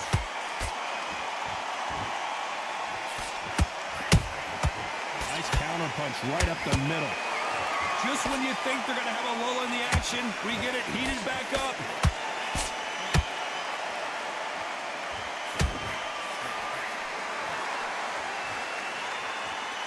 Do you believe what we are seeing? By the way, the connect percentages have to be off the charts.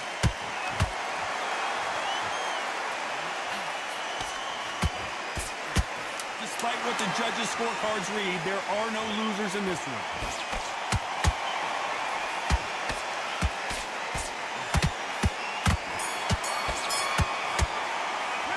It's no secret who has the advantage after that last round.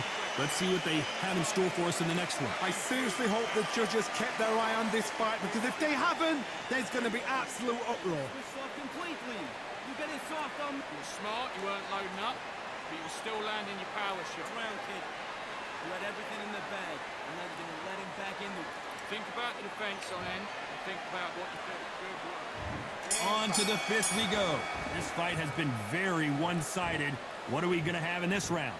Todd, my motto is, if it's not broken, why change it? An excellent last round, everything works. Wait for the reaction. Until then, keep doing what you've just been doing, because you've won that hands down.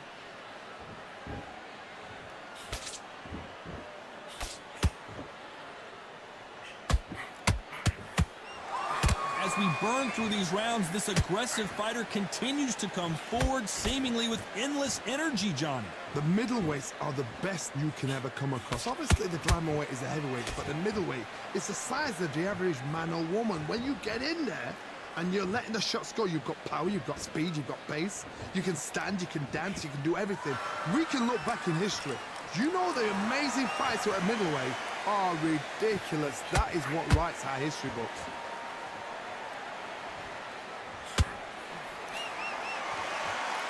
Real good back and forth between these two fighters. Perfectly matched, skill for skill, tap for tap.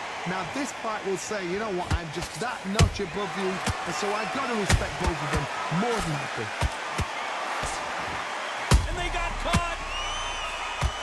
And it's a supersonic boom as down goes supersonic. Blink and you miss it. Good thing we can watch that all over again. I need to see that again.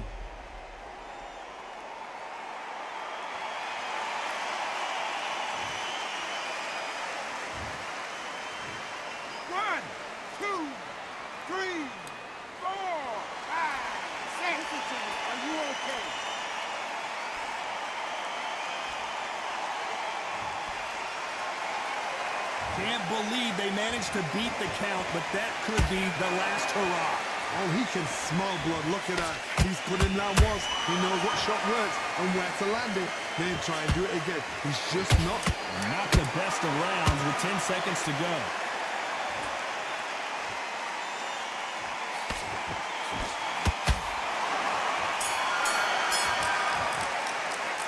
Gotta wonder how big of a factor that knockdown's gonna be. We just saw it. Can make or break a fighter.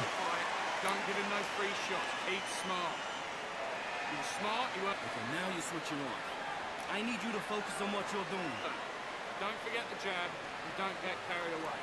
Come back into this. You're better than this. Go back out there and win the round. Now don't want you to load up. Don't be looking at... This is the beginning of round 6.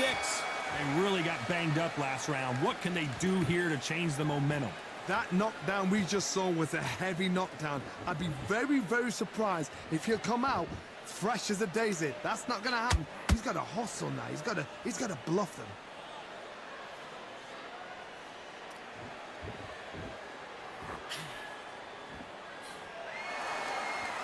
So much for boxing. This is a fist fight. And that hook misses.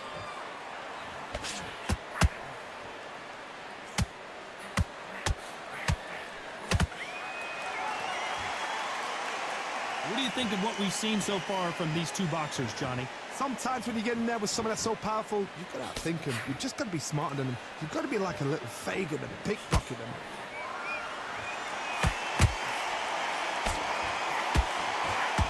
Back and forth they go in this round. The momentum continues to shift. Skill for skill, tap for tap. She's like a match made in heaven.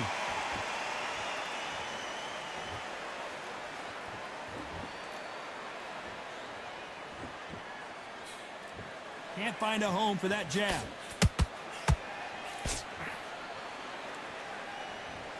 One punch could change anything when these two step in the ring.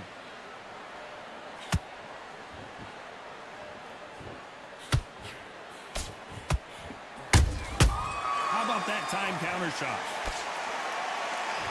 Not a lot of punch output. Thought there might be more action here.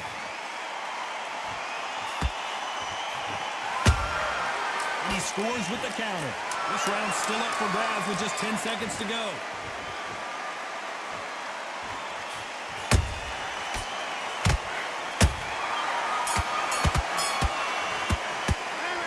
Well, he is glad to have heard that bell. The bell, sometimes it can be the sweetest sound. Get out there and switch up. Get this boxing back together. Nice round, good round. I like it. I'm happy. Good man. Much better. He's not in your league. Here comes round 7. Safe to say that last round was a nightmare. Let's see if we can turn it around here. That was a tough last round. Now you've got to make sure he doesn't put it on you, and that's what he's going to try and do. So tie him up, hold him, lean on him. Don't get drawn into a fight. Not yet. Not until your senses have come back. How much confidence do you build when your opponents hit you with their best shot and you walked right through it? Todd, you know what? Sometimes when I've got in the ring with fights like that and you punched him, you just want to run. You want that spaceship to come and lift you out of there because you think, what the hell am I going to do now?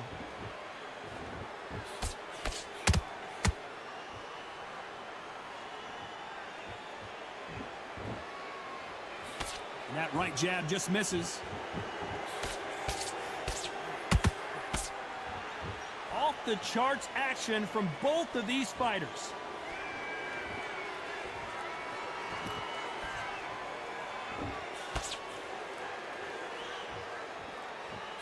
What a round so far as we've reached the halfway point. They're so close, so close. How can you separate them? It's going to be a hard night tonight for the judges.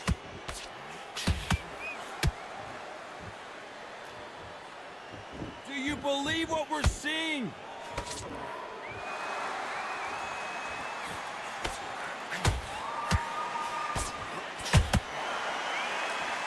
Putting the pedal to the metal, but has to be careful that he doesn't run out of gas. Well done with that counter shot. The straight right just misses. You know the scorecards are going to be all over the place in this one.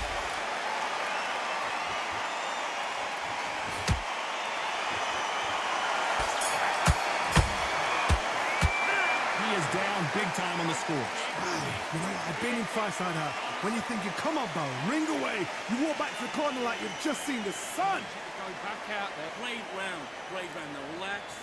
Relax. Round 8, and we're off again. Off their stools and ready to go. Let's hope this round is more competitive. This is one of those situations. You've just been hurt. You've got to get out there again. Be smart. Be sharp. Don't be a fool. Don't get suckered in. Make him fight your fight. Hold him, tie him up just until your head clears again and your legs come back again. Because if you don't, he's going to pop you off. They exchange punches.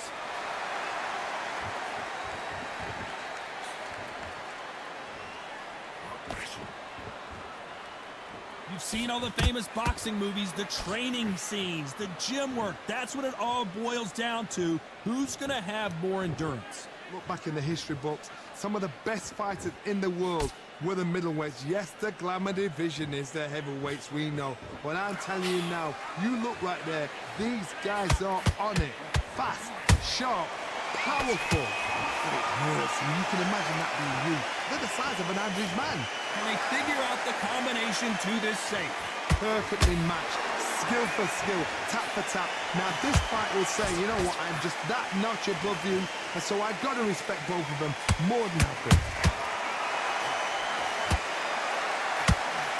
Lucky that hook didn't score.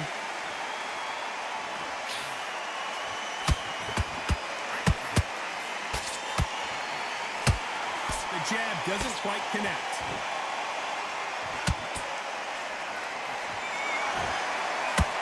When are we going to see a jab from these two? Beautiful counter punch.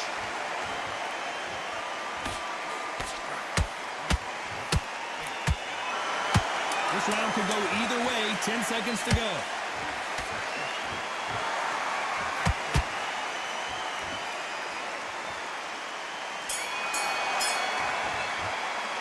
Well, we know they've got the advantage so far, but how does this match get turned around? You can't leave it up to the judges. It's up to you as the fighter, and the cornerman's got to put a firecracker on that fight to get out there and get the job done. Come on, he's switching on. The jab's working nice. Those 1-2 straight down. And we enter the ninth. Last round, complete domination. Let's see what we have in store for us here. Todd, my motto is, if it's not broken, why change it? An excellent last round, everything works. Wait for the reaction. Until then, keep doing what you've just been doing because you've won that hands down.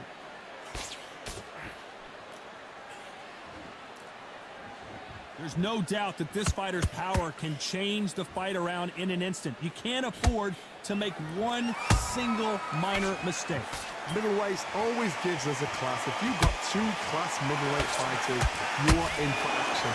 I'm quite sure right now, if you know your boxing, there's a certain fighter, Mr. I would just say marvelous, but some fighters were unbelievable middleweight.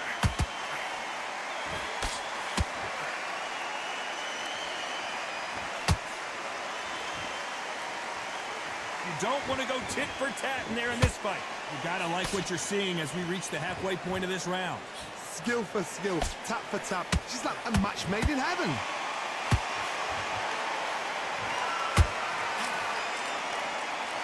These punches coming from every angle.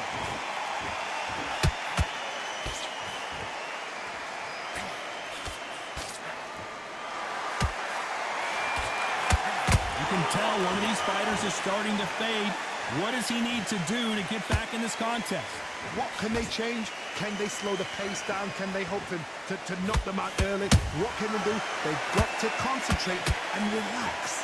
Because you know what you can do in the gym, you can do it in a fight. You've got to relax.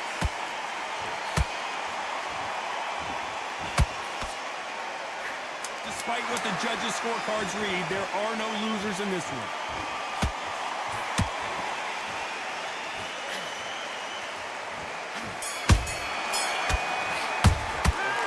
Well, there was no doubt about who won that round. I seriously hope the judges kept their eye on this fight, because if they haven't, there's going to be absolute uproar. Getting your time in already. You want to win this fight? Right. You're getting soft on. Big shots in there. Vary it up a little bit so he can't figure you out. Great work. And here comes the 10th round. Johnny, can he keep the momentum going after that last huge round for him? Todd, my motto is, if it's not broken, why change it? An excellent last round, everything works. Wait for the reaction. Until then, keep doing what you've just been doing because you've won that hands down.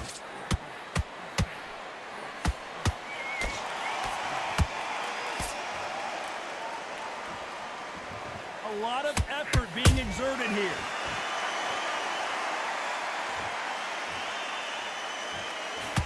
And he misses with that straight left.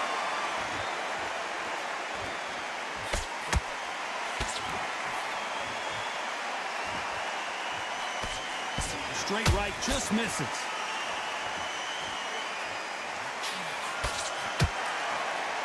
What do you think of this fight so far, Johnny? You've got to ruffle their feathers, Todd. You cannot let them get comfortable, drag them, get them complaining to the referee, because once somebody with excellent foot speed and excellent power gets into the rhythm, the fight is over. Halfway through the round, and man, these two are going at it. They're so close, so close. How can you separate them? It's going to be a hard night tonight for the judges.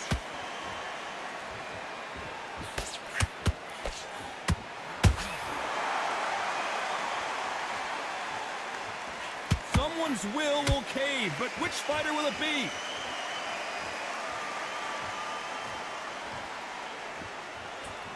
Gotta let your hands go a little bit. It's okay to be aggressive now.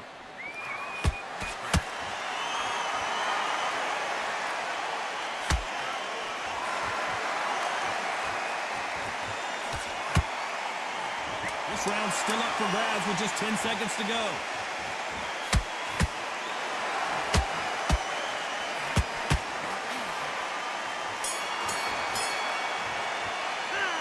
That was almost a 10-8 round. Complete dominance. Dominance, without a doubt, made it look so easy. Good work. Don't forget the jab. Kid, what are you doing? Come on, switch on. Switch on. Think about what you do. Good work. Just stay focused. Get focused. Get your mind back on the job. Get back out there and win the round. Let's start 11. Well, there's no doubt about who won that last round. Let's see what he has for us here in the next one. Todd, my motto is, if it's not broken, why change it? An excellent last round, everything works. Wait for the reaction. Until then, keep doing what you've just been doing because you've won that hands down. The straight right just misses.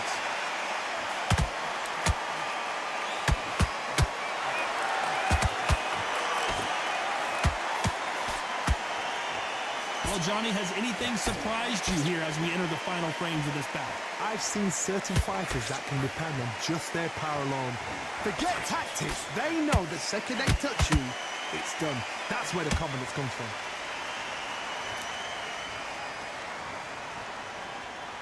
Not a lot of punch output. Thought there would be some more action here.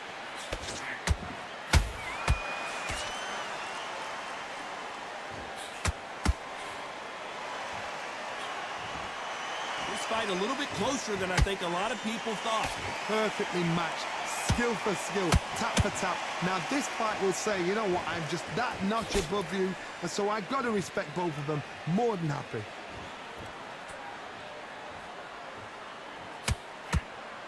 Looks like they're going to mix up their strategy a little bit here.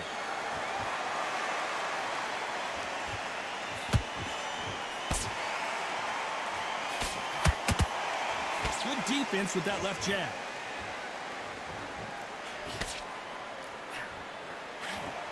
Just missing with the right uppercut.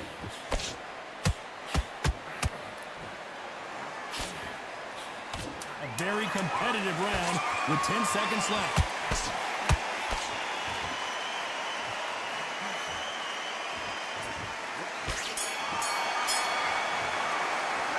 After what we saw in that last round, it's pretty obvious who has the advantage here. As long as they don't get complacent, you think this is too easy. If they keep this same kind of pace up, they've got this fight. Okay, focus, focus. Big, deep breaths. Big, deep breaths. You've got to be smart, otherwise you'll see it and you ride it out. Go out. Breathe. Breathe. Now listen, kid, I need you to go back out there. And there's the bell to start round 12. Coming off that great round, let's see if they can build on momentum here. Todd, my motto is, if it's not broken, why change it? An excellent last round, everything works. Wait for the reaction. Until then, keep doing what you've just been doing because you've won that hands down.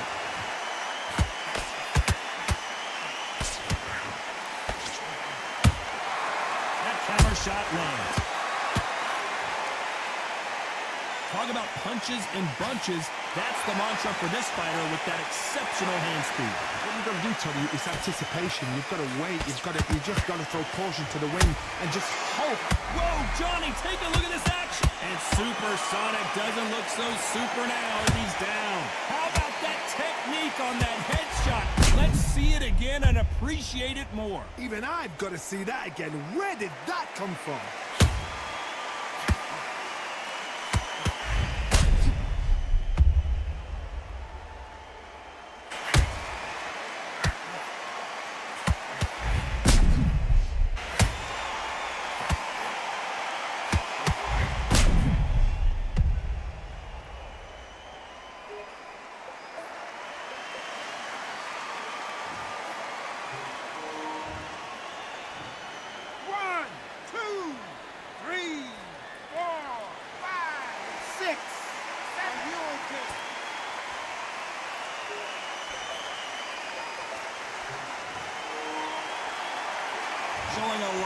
smart to beat the count there. Oh, he's up. I'll be surprised if he makes it back to the corner. And if he does... Hold on, gotta cut you off here, Johnny. An upset of the year, perhaps right before our eyes. And down goes Supersonic. And he dropped him. The perfect sniper shot. Let's watch it again one more time. I've got to see that again.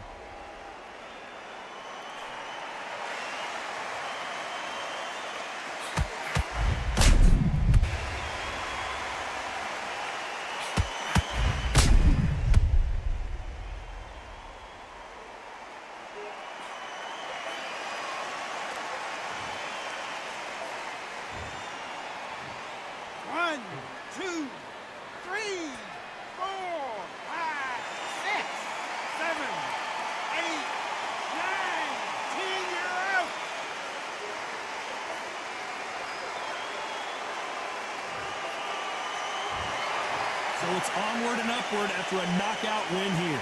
Accuracy, power, punch, perfect. That must hurt.